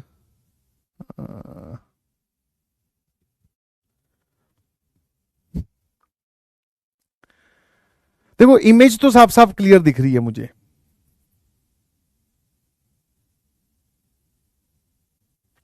फटाफट पहले मुझे ये वाला पॉइंट बताओ डी। ठीक है सर, डी इस लाइन और इस लाइन का पॉइंट ऑफ इंटरसेक्शन है, जल्दी से देखना। पहले मैं ये वाला पॉइंट निकाल रहा हूं, तो सर जहां पर आपको एक्स दिख रहा है वहां वाई रख दो, तो 2y माइनस वाई माइनस 2 बराबर 0, और y की वैल्यू 2 आ गई, तो डी आ गया सर 2,2। अब यहां ईमानदारी से बताओ ए बी टी, ठीक है ए बी टी लगा रहा हूं, कितने लोगों को मतलब समझ में आ गया what is A B T. Sir A B T is basically angle bisector theorem. Angle bisector theorem बोलती है कि अगर एंगल बाइसेक्टर सामने वाली साइड को उस रेशियो में बांटता है, that is A D upon D C, this upon this is sides containing the angle A B upon B C. अच्छा A B upon B C आपको हाफ दे रखा है, A B upon B C is half, तो A D upon D C भी half हो जाएगा, मतलब सर ये 1:2 हो जाएगा, है ना। अगर 1:2 हो गया तो ये वाला पॉइंट कितना है भाई, this is 4,6, sir this is 2,2 और ये वाला पॉइंट m,n। ठीक है, फटाफट फॉर्मूला लगा देते हैं sir. m into 1 plus 4 into 2 divided by 3 बराबर 2। तो m की वैल्यू आ गई सर 6 में से 8 गया तो -2। फिर इंटरनल एंगल फॉर्मूला लगा रहा हूं, मतलब n को 1 से मल्टीप्लाई किया, फिर 6 इंटू 2 12 डिवाइडेड बाई 3 बराबर 2। तो n की वैल्यू आ गई सर -6। तो -2 -6 आ रहा भाई मेरा ये वाला पॉइंट। तो है ना, ठीक है। अब अगर ये वाला पॉइंट -2 -6 आ गया, अब बताओ क्या करें।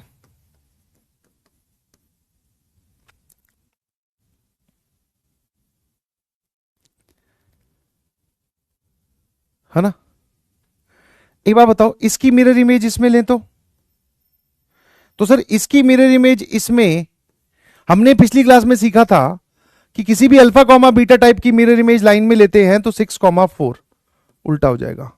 इस लाइन की इक्वेशन आ जाएगी सर बीसी की, और y बराबर x के साथ सॉल्व कर लेंगे। डिस्टेंस फॉर्मूला लगा दो। अरे नहीं नहीं नहीं, हो तो क्या, इक्वेशन ऑफ बीसी बताओ। वापस बताता हूं, वर्टेक्स ए की मिरर इमेज एंगल बाइसेक्टर में वो सर इमेज होगी 6,4, वो लाई करेगी बीसी पर। तो image of equation of BC बता दो, बिकॉज इस पे 2 पॉइंट पता चल गए।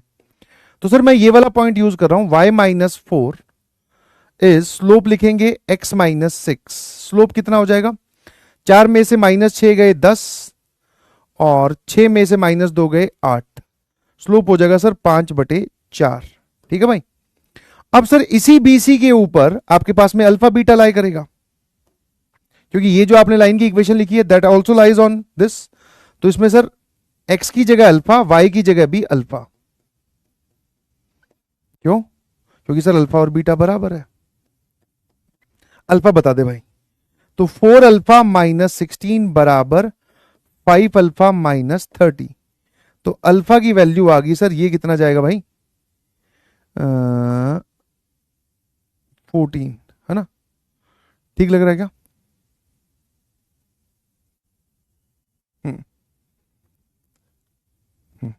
और सर बीटा और अल्फा बराबर है, मतलब वो 3 अल्फा आपसे पूछ रहा है। तो 14 3 42 हो गया, दैट इज 42। 48 कौन बोल रहा था भाई, है ना, 48 कौन बोल रहा था। प्रोसीजर क्लियर है। पॉइंट सी कैसे निकाला, एंगल बाइसेक्टर थ्योरम से, जो कि हमें इंफॉर्मेशन में बताई गई है।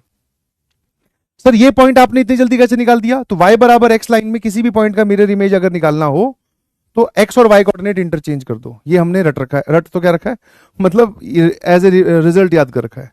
फिर ये दोनों पॉइंट आ गए, बीसी की इक्वेशन आ गई, y बराबर x का पॉइंट ऑफ इंटरसेक्शन आ गया। सर आंसर ये आ गया हमारा। अच्छा पोल दिया ही नहीं, ओ माय गॉड। ठीक है, हैवी क्वेश्चन नहीं है, 2-3 अलग अलग चीजों को एक जगह मर्ज कर दिया गया है। डिस्टेंस फॉर्मूला से भी कर सकते हो आप, यहां से इसका डिस्टेंस और यहां से इसका डिस्टेंस, ए बी और बी सी आगे, वर्टेक्स सी निकालने के बाद, वर्टेक्स सी निकालने के बाद में यहां से इसका डिस्टेंस और यहां से यहां इसका डिस्टेंस, मतलब इसको पॉइंट को अल्फा कॉमा अल्फा ले लेना, वो डिस्टेंस यहां रख दो, यहां से भी आ जाएगा, बिकॉज अल्फा एक ही अननोन है, उसी में ही इक्वेशन लग रहा है। दिमाग वाला क्वेश्चन नहीं है भाई, मुझे तो आसान लगा। एक बार इसको घर पर जाकर रीअटेम्प्ट करेंगे और इसका प्रोसीजर लिखेंगे, ठीक है, कि हमने क्या क्या किया है, छोटी छोटी चीजें उसकी मदद से ही बना है। अगला सवाल, हाँ पहले डायग्राम बनाओ फटाफट, कैलकुलेटिव नहीं है। अच्छा डिस्टेंस वाली चीज कैलकुलेटिव हो जाएगी, वो तो है ही, देख डिस्टेंस फॉर्मूला कहीं ना कहीं लगा रहे हो तो कैलकुलेटिव हो ही जाएगा, बट कर सकते हैं आप वहां से। You are a good question, बिल्कुल सही। सर D2,2 कैसे हुआ सर जी, अरे यार एंगल बाइसेक्टर थ्योरम बेटा, पहले उस पे अब तुझे मुझे बताना पड़ेगा कि तुझे एंगल बाइसेक्टर थ्योरम पता है क्या, ये वाली चीज ये पता है। अच्छा D2,2 कैसे हुआ, इस लाइन और इस लाइन का पॉइंट ऑफ इंटरसेक्शन, ये वाला लाइन की इक्वेशन आपने ये दे रखी है और ये वाला लाइन की इक्वेशन आपने ये दे रखी है, तो y की जगह x या x की जगह y रख दे, तो 2x माइनस वाई की जगह x रखा, माइनस 2 बराबर 0, x की वैल्यू 2 आ गई, x 2 है तो y भी 2 होगा। सर ये पॉइंट आ गया। पॉइंट ऑफ इंटरसेक्शन मतलब दो लाइंस को सॉल्व कर रहे हैं।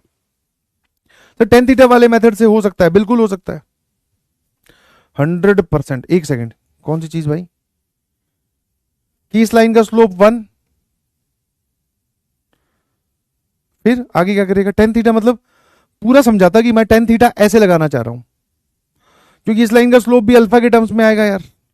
इस लाइन का स्लोप निकालने के लिए तुझे फिर से 2 पॉइंट तो चाहिए। तो मुझे कहानी समझ में नहीं आ रही। अगर तूने 2 पॉइंट इसके ऊपर निकाल लिए तो फिर अब टेन थीटा पे क्यों जा रहा है? फिर तो इसका पॉइंट ऑफ इंटरसेक्शन ही निकाल ले। हाँ हाँ भाई, पोल दे रहे हैं, है ना, कहीं ऑक्सीजन की कमी ना हो जाए तुम्हारे पोल। पता चला सर ब्लड ग्रुप चेक करवाएं या हम अपना खून देने जाएं? डॉक्टर कहे भाई साहब बाकी सब चीजें दुरुस्त है, विटामिन वुटामिन सब सही है, बस इसके पोल की कमी आई है।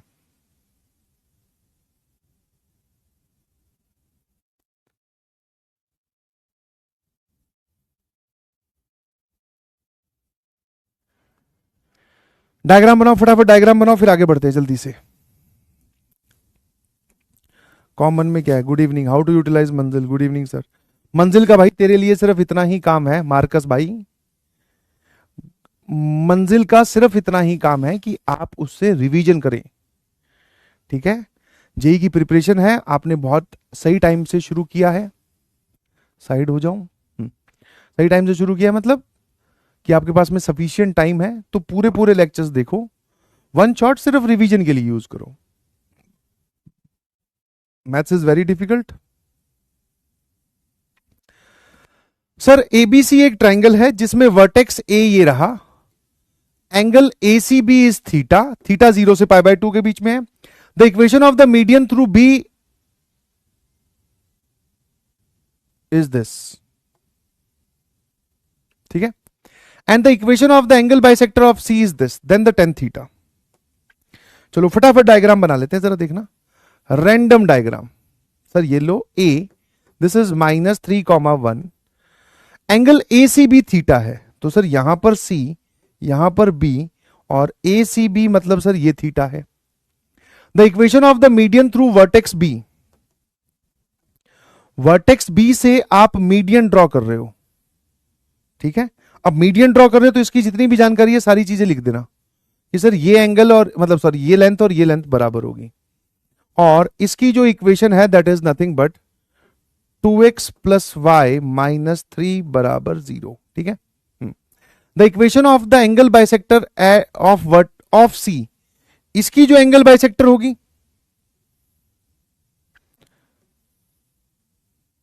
ठीक है, हाँ है ना, इसको पॉइंट को ई बोल देता हूं, और ये बराबर हो जाएगा सर ये थीटा बाई 2 और ये भी थीटा बाई 2।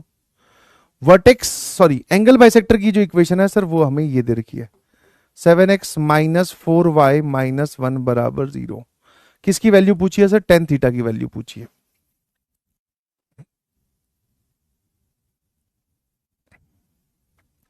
मीडियन की इक्वेशन दे दी, एंगल बाइसेक्टर की इक्वेशन दे दी। ये कौन है भाई? डिफेंडर दे दो। अरे बेटे ऐसे नहीं, शाम के वक्त बिल्कुल ऐसी मजाक नहीं, दिल बैठ जाता है मेरा।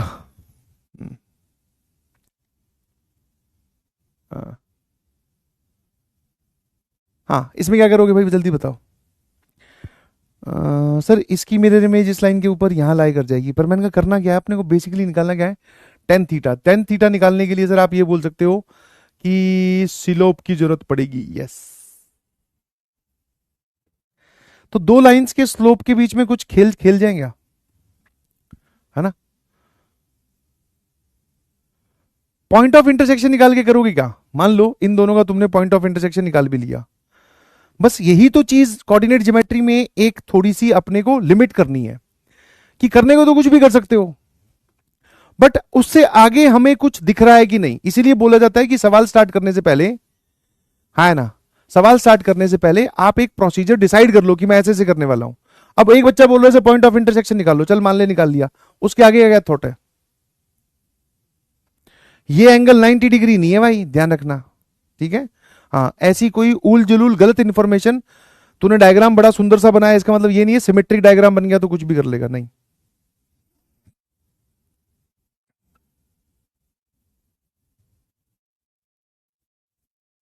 सी जो है वो एक ही इमेज नहीं है बेटा, ये लाइन मीडियन है, मीडियन क्या है, मीडियन है।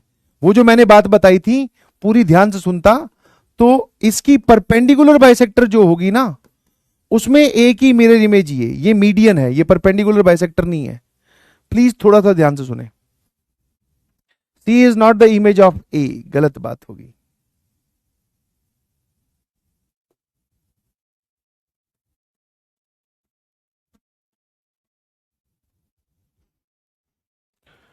अच्छा, कितने लोग इस बात से एग्री करते हैं कि अगर मुझे टेन थीटा बाई टू पता चल जाए,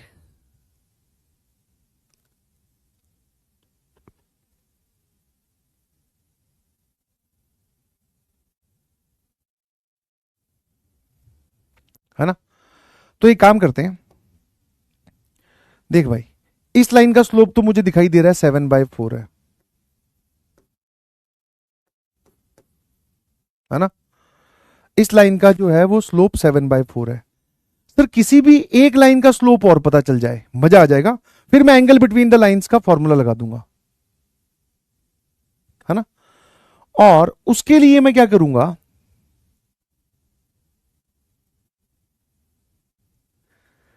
ए दे रखा है, एंगल ए सी भी दे रखा है, equation of the median through the vertex B भी दे रखी है।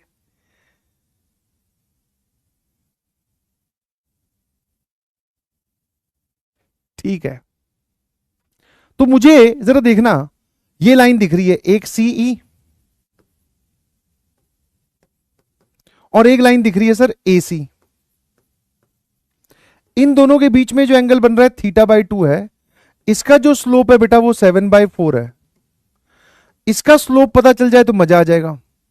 इसके ऊपर बैठा है एक पॉइंट डी, है ना? शुरू हो जाए। तो पॉइंट डी कैसे निकालें? सिंपल सी कहानी है, इस पॉइंट डी को m कॉमा एन या अल्फा कॉमा बीटा मान लीजिए, मान लिया। या फिर एक काम करो, इसको अल्फा बीटा मत मानो, इसको मान लो अल्फा बीटा,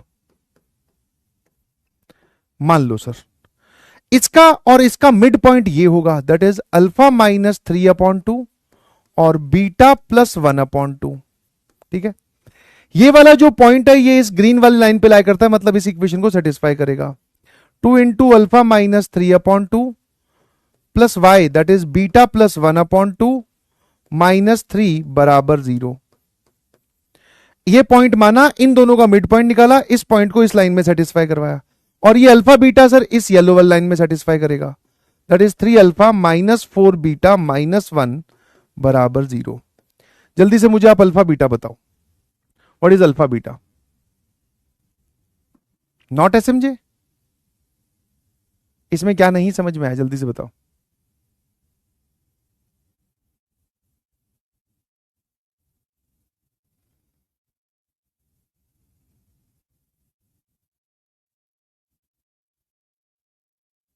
देखो इधर सर, ये कैंसिल, तो दिस इज 2 उधर जाएगा तो 2 अल्फा -6 प्लस बीटा +1 -6 बराबर 0।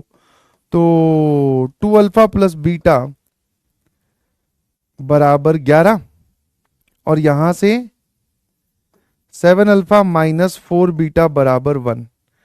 इस पूरे को एक काम करो, 4 से मल्टीप्लाई कर दो, 8 अल्फा प्लस 4 बीटा बराबर 44,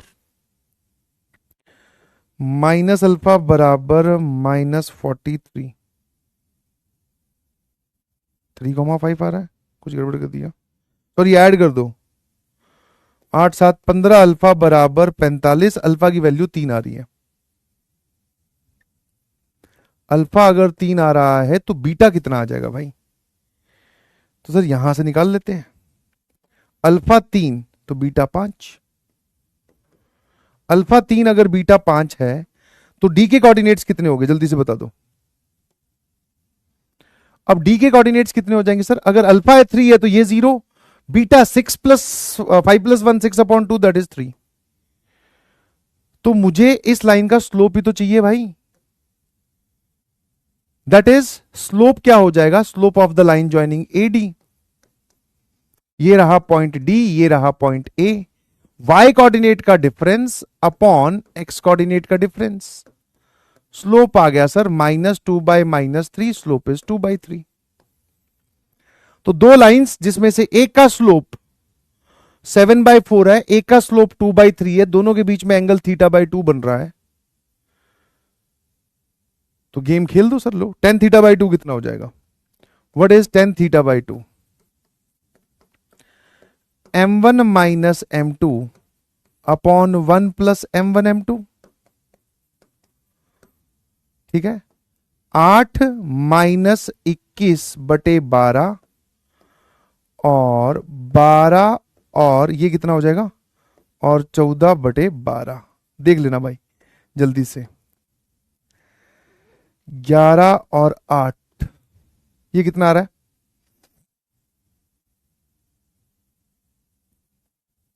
हम्म,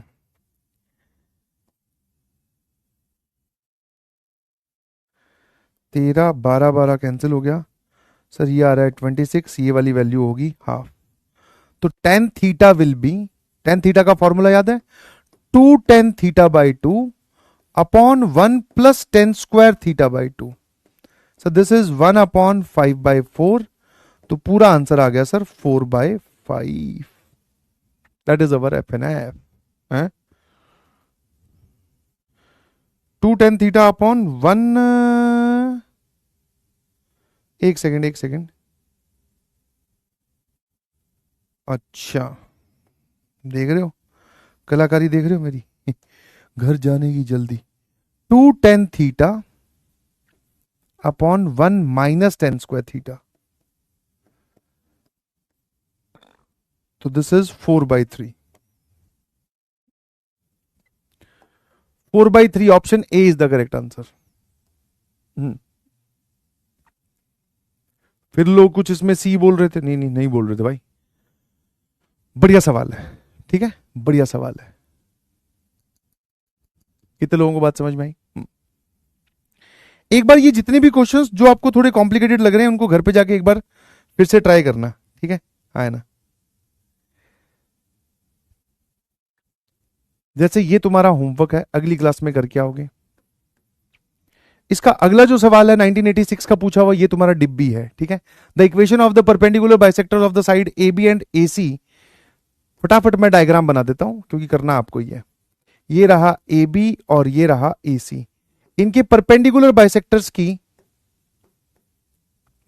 इक्वेशन दे रखी है रिस्पेक्टिवली। तो x माइनस वाई प्लस 5 बराबर 0, और इसके परपेंडिकुलर बाइसेक्टर की जो इक्वेशन है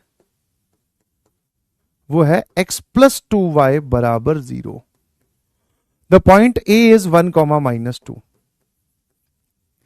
तो सबसे पहले आपको क्या पूछा है, साइड BC की इक्वेशन पूछी है। तो पहले वर्टेक्स B निकालोगे, फिर वर्टेक्स C निकालोगे। कैसे निकालोगे सर, इस पॉइंट की इस लाइन में mirror image. Sir vertex C कैसे निकालेंगे, इस पॉइंट की इस लाइन में मिरर इमेज, ठीक है। तो BC की इक्वेशन आप डिस्कस करने वाले हो। Now this is do it by your self number. पिछले वाले का कोई नाम दिया था क्या भाई? आई डोंट थिंक कि मैंने उसका कुछ नाम दिया था, है ना। सिंपल था कि do it by yourself, answer match करवा लेना। तो इसका नाम दे देते हैं, this is do it by yourself number A, है ना, ये सही है ना। चलिए, एक बहुत ही सिंपल सा कॉन्सेप्ट, बट बच्चों को कई बार इस चीज को समझने में बड़ा ही कठिन व्यवस्था हो जाती है। मतलब दे डोंट अंडरस्टैंड कि सर ये बोल क्या रहा है। आराम से इसको पूरे एक डिटेल में समझाता हूं, मेरी बात ध्यान सुनना। हुआ क्या, एक लाइन आपको फिक्स दे रखी है और दो पॉइंट भी लाइन के एक तरफ आपको फिक्स दे रखे हैं। ये दोनों पॉइंट्स जो मैं आपको ड्रॉ करके दिखा रहा हूं, ये दोनों फिक्स्ड है। मतलब ये पूरी ज्योमेट्री इज फिक्स्ड, इसमें से अब कोई भी चीज ना ही मूव कर रही ना ही हिल रही, ठीक है। एक इंसेक्ट ने बोल दो या एक इंसान ने बोल दो, इस पॉइंट से सीधी लाइन में चलना स्टार्ट किया, स्ट्रेट लाइन में, ऐसे ऐसे एकदम बोले भांग नहीं खा रखी, ठीक है, घूमता हुआ नहीं जाएगा, स्ट्रेट लाइन में चलना स्टार्ट किया, इस लाइन को कहीं पर भी टच किया और टच करने के बाद में सीधा वो पॉइंट बी पर गया। मतलब मे बी पॉसिबल कि वो ऐसे गया हो, ठीक है, मैं आपको जो बताया है उसके हिसाब से डायग्राम बना के दिखा रहा हूं। मे बी पॉसिबल सर वो ऐसे गया हो, मे बी पॉसिबल सर वो ऐसे भी गया हो, समझ गए?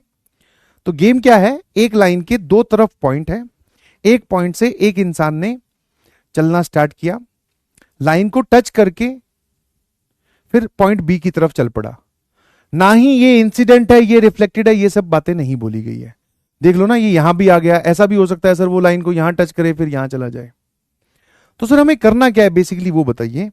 आपको करना है जी, सवाल ये है कि वो इस पॉइंट को कहां टच करे सच दैट वो मिनिमम डिस्टेंस ट्रेवल करे, सच दैट वो मिनिमम डिस्टेंस ट्रेवल करे, कि वो कम से कम चले, इसको कहां टच करे। मतलब आपको एपी प्लस बीपी मिनिमाइज करना है ना, कि वो कम से कम चले, क्योंकि ये दूरी फिक्स है, ये दूरी फिक्स है। आप ध्यान से देखोगे तो सिर्फ ये वाला पॉइंट वेरिएबल है। ये पॉइंट आप इस लाइन के ऊपर कहीं पर भी ले सकते हो कि हां सर हम इसको लेके गए यहां टच करवाया फिर यहां ले आया, या फिर यहां से चले सर इस लाइन के ऊपर आगे जाके पता नहीं कहां जाके टच किया फिर वापस पॉइंट बी पर आ गए। तो मैंने कहा ऐसे तो बी पॉइंट पी इनफाइनाइट हो सकते हैं ये वाले पॉइंट, बट सर हमें इसको मिनिमाइज करना है। अब एक बार इस सवाल को होल्ड करो, अगर मैं सवाल बदल दूं तो आप बहुत आसानी से इस चीज का जवाब दे पाओगे कि अगर मान लो पॉइंट एक तरफ होता और एक दूसरी तरफ होता, अभी तो सेम साइड है इसलिए तुम्हें सोचने में दिक्कत हो रही है। अब मान लो आपको मैं बोलता कि भाई यहां से एक इंसान चलेगा, इस लाइन को टच करेगा, फिर इस तरफ जाकर पॉइंट बी पर पहुंचेगा, तो ये एपी प्लस बीपी मुझे मिनिमाइज करना है। तो यहां पर देखते ही एक झटके में आंसर आता है कि सर एक काम करो, ए को सीधा सीधा बी की तरफ चला दो। तो जहां पर ये कट करेगा ना, ये जो येलो वाला केस मैंने ड्रॉ किया है sir, this is the case of minimum. आप इधर लेके जाओगे तब भी आपको ज्यादा चलना पड़ेगा, आप एकदम स्ट्रेट लाइन में चल पड़ो, इस केस में एपी प्लस पीबी मिनिमम होगी। पर ये सिनेरियो कौन सा, ये सिनेरियो ये नहीं है, ये सिनेरियो है व्हेन लाइन के अपोजिट पॉइंट लाई कर रहे हैं। मेरे ख्याल से इसमें तो किसी को कोई डाउट नहीं होगा कि सर ये वाला जो डिस्टेंस हम ट्रेवल करेंगे और ये वाला जो डिस्टेंस है, इन दोनों में से छोटा कौन सा है? ऑब्वियसली सर ये वाला, सीधा स्ट्रेट वाला, पॉइंट टू पॉइंट। ऐसे तो आप जाके यहां पे भी टच करके फिर यहां आ सकते हो। तो जब दो points across the line present होते हैं, एक इधर एक उधर, तब हमें सोचने में कोई दिक्कत नहीं है। सोचने में दिक्कत आती है सर यहां। तो यहां पर भी एक सिंपल सी कहानी है भाई, तुझे इस सिनेरियो को कन्वर्ट कर ले, एक पॉइंट को उस तरफ ले चल। सर ऐसे कैसे? मैंने कहा ले जा सकते हैं, कोई दिक्कत वाली बात नहीं है। किसी भी एक पॉइंट को लाइन के उस तरफ लेके जाना है, उस पॉइंट की इस लाइन में मिरर इमेज ले ले, देखता रहे अभी सारे एकदम गेम। तो सर हमने क्या किया, मैं पॉइंट बी की मिरर इमेज ले रहा हूं, आप पॉइंट ए की भी मिरर इमेज ले सकते हैं। तो हमने क्या किया सर, इस पॉइंट की मिरर इमेज निकाली और यहां ले गए, दिस इज बी डैश, और मिरर इमेज शो करने के लिए लो। और अब जैसे ये पॉइंट इस तरफ गया, अब सबको पता चल गया सर कि सर हमें ए से बी डैश की ओर सीधे सीधे मूव करना है, ये वाला वो पॉइंट पी होगा, ठीक है। बट यहां पे सबसे बड़ा सवाल ये आता है सर कि चलो अभी भी हम ये डिस्टेंस एपी तो चल रहे हैं, आप इस डिस्टेंस बीपी की जगह अब ये डिस्टेंस बीपी डैश रख दोगे? मैंने कहा हाँ, क्योंकि ये वाले ट्राइंगल में, ये दो छोटे छोटे ट्राइंगल में, ये दोनों छोटे छोटे ट्राइंगल जो है वो कॉन्ग्रुएंट है और ये लंबाई और ये लंबाई बराबर है। दैट मीन्स एपी रहा एज इट इज, बीपी और बीपी डैश बराबर है, तो सॉरी बी डैश पी, क्योंकि बीपी की जगह इस लेंथ की जगह मैं ये लेंथ लिख सकता हूं। अब इसको मिनिमाइज करना है, हाँ सर, तो ये मिनिमम होगा कितना? सर ये मिनिमम होगा सीधा इस लाइन में जब आप चलोगे, तो इस पूरे की मिनिमम वैल्यू आ जाएगी ए बी डैश, है ना, क्या आ जाएगी, ए बी डैश। अब आपके मन में एक ही डाउट था, सर आपने इस लेंथ की जगह इस लेंथ को कैसे ले आए, क्योंकि हुआ क्या, इस पॉइंट को लाइन के उस तरफ ले जाने से बीपी की जगह बी डैश पी तो आया है, और मैं बोल रहा हूं कि भाई ये दोनों लेंथ बराबर है, तो इसकी जगह ये तो रख ही सकता हूं ना। ऐसा करने से ये पॉइंट यहां चला गया। फिर बच्चे के मन में डाउट आया कि सर मैं ये इस डायग्राम में ए को इधर लेके जाऊं तो मैंने कहा वो भी कोई दिक्कत नहीं है। फिर इन दोनों लाइंस को ज्वाइन करना ना, ये वाला पॉइंट पी होगा और ये वाली मिनिमम वैल्यू होगी। तो मेरे ख्याल से पहला सिनेरियो क्लियर है कि अगर आपको ये, क्योंकि ये सवाल है ना कॉम्प्लेक्स नंबर में, at the end of this chapter भी फिर से आएगा, जेई मेंस में ये पूछा जा चुका है, दो अलग अलग फॉर्मेट में, सवाल एक ही है, मतलब कॉन्सेप्ट एक ही है कि एक इंसेक्ट चला, लाइन को कहीं टच किया, उस लाइन को टच करके वो फिर इस पॉइंट पे पहुंचा, तो अगर उसको मिनिमम डिस्टेंस चलनी होगी तो बताओ कहां टच करेगा। दो चीजें पूछी जाती है, ध्यान रखना। एक तो मैं आपसे पूछता हूं कि इसकी मिनिमम वैल्यू क्या है, एक मैं पूछूं कि मिनिमम वैल्यू कब है। आपसे यह भी पूछ सकता है कि बताओ वो पॉइंट पी क्या होगा, और दूसरा वो ये बोल सकता है कि इस पूरे की मिनिमम वैल्यू क्या होगी। तो अगर मान लो आपने पॉइंट बी डैश निकाल लिया, तो मिनिमम वैल्यू तो सर इन दोनों लाइंस, मतलब इन दोनों पॉइंट्स के बीच की दूरी, that is the minimum value. तो वो आपसे अगर मिनिमम वैल्यू पूछ रहा है तो आपको ये आंसर करना है। बट वो पूछेगी कहां टच करेगा, मतलब कहां क्रॉस करेगा या कहां टच करेगा, तो दैट मींस पहले आप इस लाइन की इक्वेशन निकालोगे, इस लाइन की इक्वेशन को इस लाइन की इक्वेशन के साथ सॉल्व करोगे, ये जो पॉइंट ऑफ इंटरसेक्शन आएगा ये आपका आंसर अब की बार। ठीक है, कितने लोगों को ये कहानी समझ में आई, जल्दी से बताइएगा प्लीज। जल्दी जल्दी जल्दी।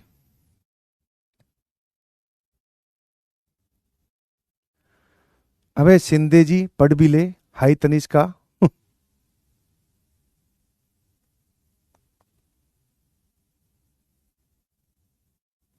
इसके आगे लिख दूं when line a b dash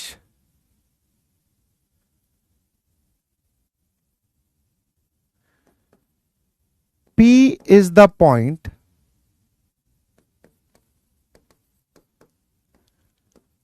when या where line a b dash cuts given line।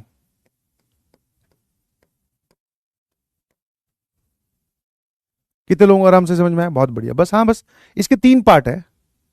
तो पहले वाला AC प्लस CB मिनिमम, ठीक है, ये आप करके लाएंगे। दूसरे वाले पे आते हैं, सेम है। अच्छा एक और चीज, उसने डायग्राम में क्या बोला है, वो जहां पर ये टच कर रहा है ना उस पॉइंट को C बोल रहा है यार, ठीक है, जहां पर ये टच कर रहा है ना उस पॉइंट को वो C बोल रहा है, तो हम भी वही कर लेते हैं ताकि तुम्हें परेशानी ना हो।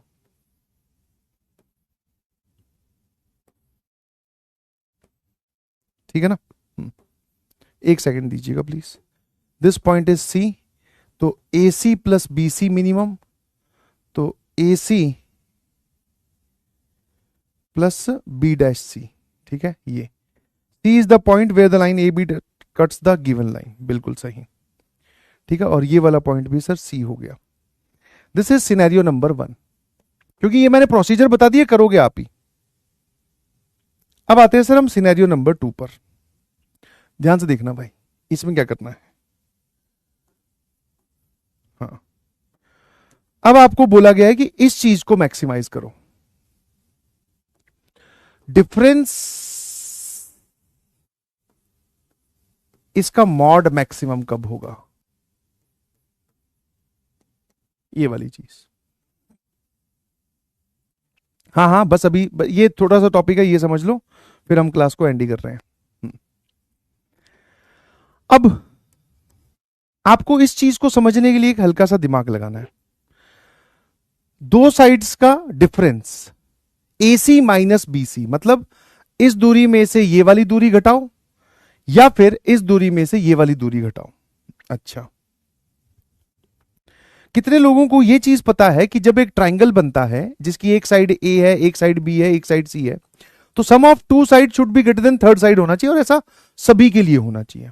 इसी बात को आप ऐसा भी लिख सकते हो, that is difference of two sides is less than third side. Difference of two sides, इसको इधर ले जाकर, is less than third side. अब मैंने कहा एक बार यहां से देखकर बता कि a माइनस दो मतलब दो नंबर्स के डिफरेंस की मैक्सिमम वैल्यू है कितनी? Sir a। बट यहां इक्वालिटी नहीं लगी हुई, मतलब आप इस इक्वालिटी को अचीव नहीं कर सकते। एक ट्राइंगल में आप ये जरूर लिख सकते हो कि difference of two side is less than third side. अब इस बात को भूल जाओ और ध्यान से देखिए इनइक्वालिटी क्या बोल रही है कि सर इसकी वैल्यू हमेशा इससे छोटी होगी, मतलब इसकी मैक्सिमम वैल्यू ये है। बट क्या मैं इसकी मैक्सिमम वैल्यू ये बोल सकता हूं? तो आंसर इज सर नो। मैंने कहा क्यों भाई? बोले सर यहां कोई इक्वालिटी थोड़ी लगी हुई है। मैक्सिमम वैल्यू मतलब कि वो अटेनेबल होनी चाहिए, कि ये इसकी मतलब इसकी मैक्सिमम वैल्यू ये है, बट सर यहां इक्वालिटी आती नहीं है। तो मैंने कहा कभी आएगी भी नहीं जब तक ट्राइंगल बनेगा।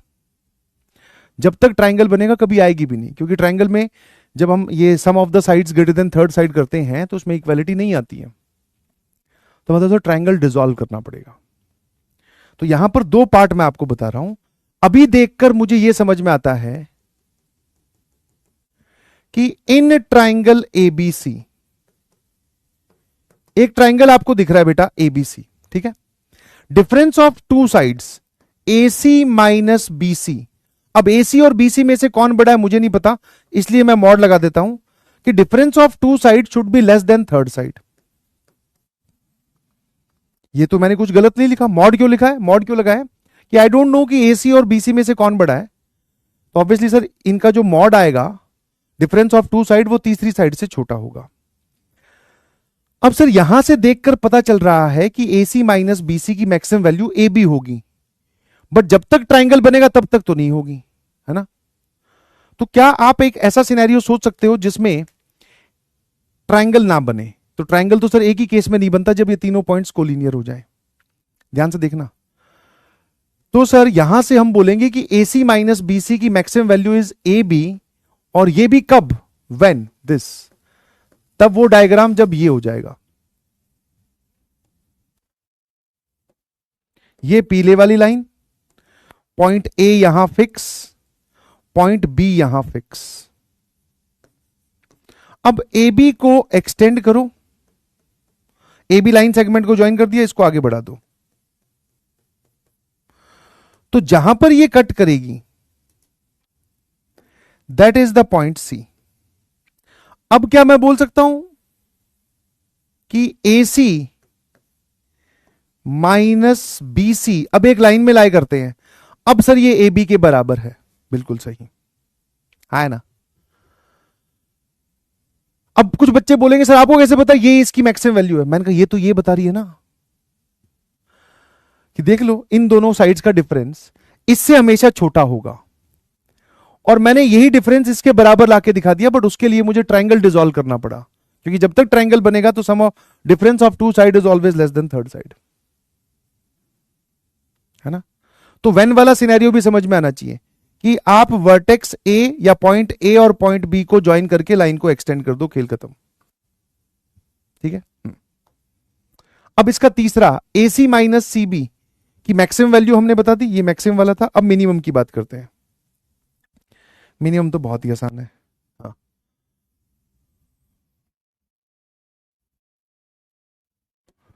तीसरा जो पॉइंट है सर दैट इज इसकी मिनिमम वैल्यू, इस पूरे की मिनिमम वैल्यू क्या होगी? तो सर दो साइड को घटा रहे हो, मिनिमम वैल्यू तो ऑब्वियसली तभी होगी ना, minimum value is 0 when AC और BC बराबर हो जाए। मतलब पॉइंट C कहां होना चाहिए? Point C should lie on perpendicular bisector of A and C।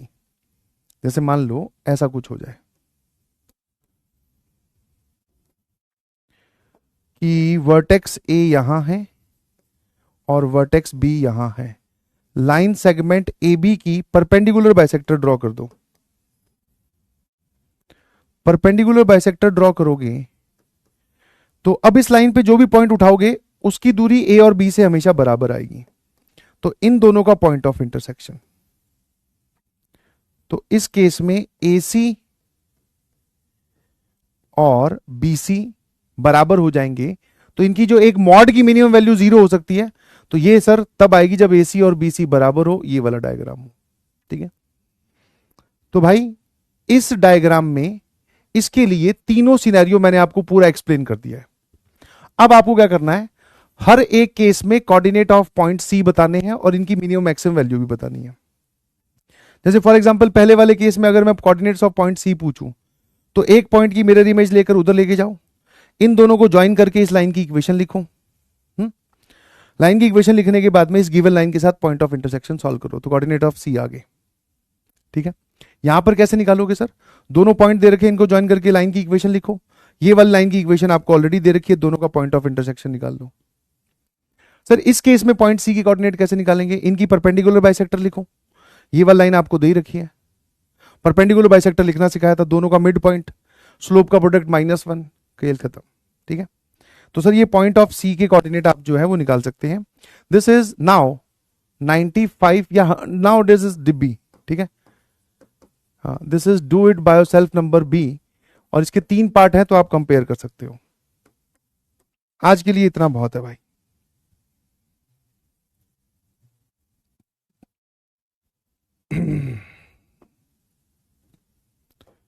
ये 90% डिब्बी है, बट होमवर्क दे रहा हूं।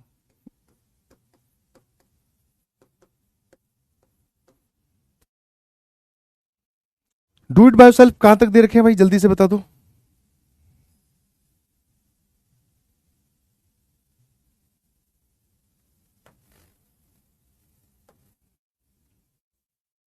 हाँ हाँ बस, मेरे ख्याल से 34 तक दिए होंगे शायद, है ना, तो और लीजिए 35, 36, 37 तक मैं स्टार्ट कर रहा हूं। अच्छा 25 तक ही दिए थे, ओहो हो, अब याद आ गया मुझे, 25 तक है, तो लो भाई 26, 27, 28, 29, 30, 31, 32, 33, 34, कहां तक जा रहे हैं सर, ये जा रहे हैं आपके 42 तक। ठीक है, री अटेम्प्ट ऑल द क्वेश्चंस।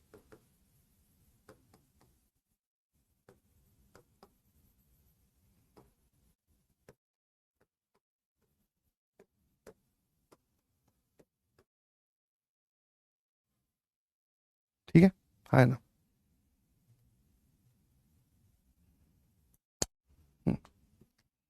ठीक है, सारे क्वेश्चन ढंग से ये अटेम्प्ट करना, एक एक चीज को ध्यान से रखना। कोऑर्डिनेट ज्योमेट्री आसान है, प्रोसीजरल है, जो चीज समझाई गई है वो चीज आप करोगे तो आपका आंसर आ जाएगा। ठीक है, आज मैं एक्सटेंशन नहीं कर पा रहा बिकॉज कुछ कारण है, कल हम थोड़ा सा एक्सटेंड करेंगे, please be ready for that. और दूसरा एक छोटा सा जनहित में जारी मैसेज है।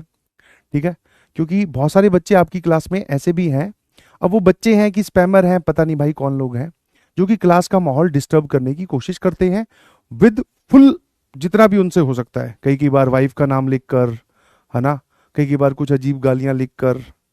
तो इतना मैच्योर हम लोग हो चुके हैं, ऑनलाइन में पढ़ाते हुए काफी टाइम हो गया, कि वो चीजें इग्नोर करें। बट कई बार सिर्फ इग्नोर करने से काम नहीं चलता, कई बार उनको क्या जवाब देना भी पड़ता है।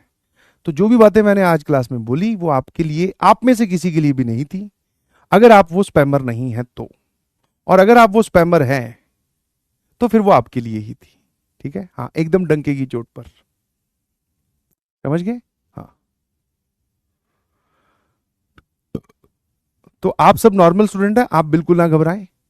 ठीक है, 90% काम चलाया जाता है इग्नोर कर कर, बट 10% जवाब देना भी बनता है, क्योंकि इग्नोर कब तक करोगे, है ना। समझ में आएगी, नहीं समझ में आया तो आप, हाँ, ब्लॉक तो हो ही जाएंगे ऑब्वियसली ऑटोमेटिकली, बट कई बार क्या है, अब मेरे को तो ऐसे ही लगता है, मतलब मैं तो अपने दिल में तो यही इमेजिन करके चल रहा हूँ कि भाई स्पैमर है, किसी दूसरे ने पैसे दिए हैं क्लास का माहौल डिस्टर्ब करने के लिए। बट समटाइम्स हमें भी शौक लगता है कि वो स्पैमर नहीं है, किसी दूसरे बैच के बच्चे हैं, या इसी बैच के बच्चे ही निकलते हैं कई बार। तो मैं तो मान के चल रहा हूँ कि स्पैमर ही हो, बहुत अच्छी बात है भाई, अच्छी बात है, कोई पढ़ने वाला ना हो, ऐसा ही कोई हो इधर उधर का आदमी जो पैसे लेकर ये सब काम कर रहा होगा किसी के कहने पर, तो ऐसा निकले तो सबसे बढ़िया है, मैं तो खुद चाह रहा हूँ। बट अगर कोई स्टूडेंट ऐसा कर रहा है तो मत कर भाई, देखो पढ़ने की इच्छा नहीं है, मत आ क्लास में, दूसरों को क्यों डिस्टर्ब कर रहा है।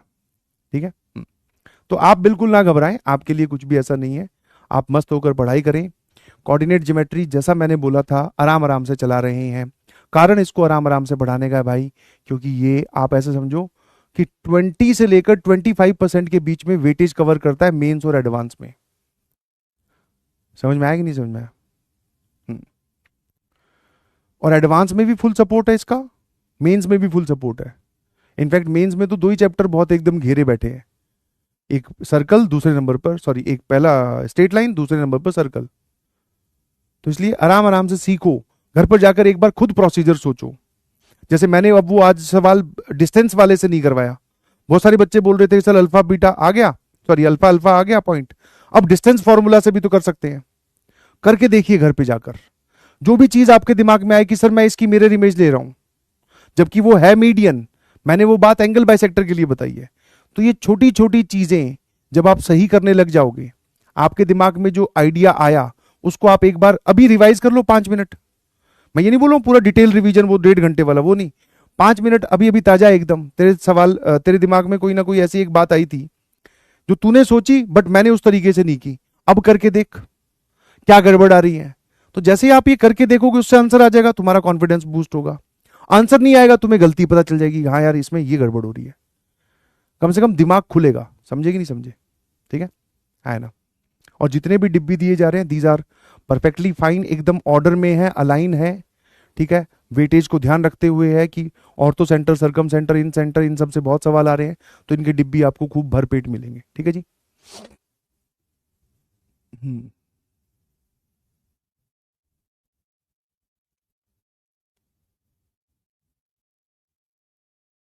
ठीक है, चलिए कल मुलाकात होगी, कल थोड़ा एक्सटेंड भी करेंगे। Bye bye, thank you so much, good night everyone. Promised story, story अरे यार स्टोरी देखते हैं।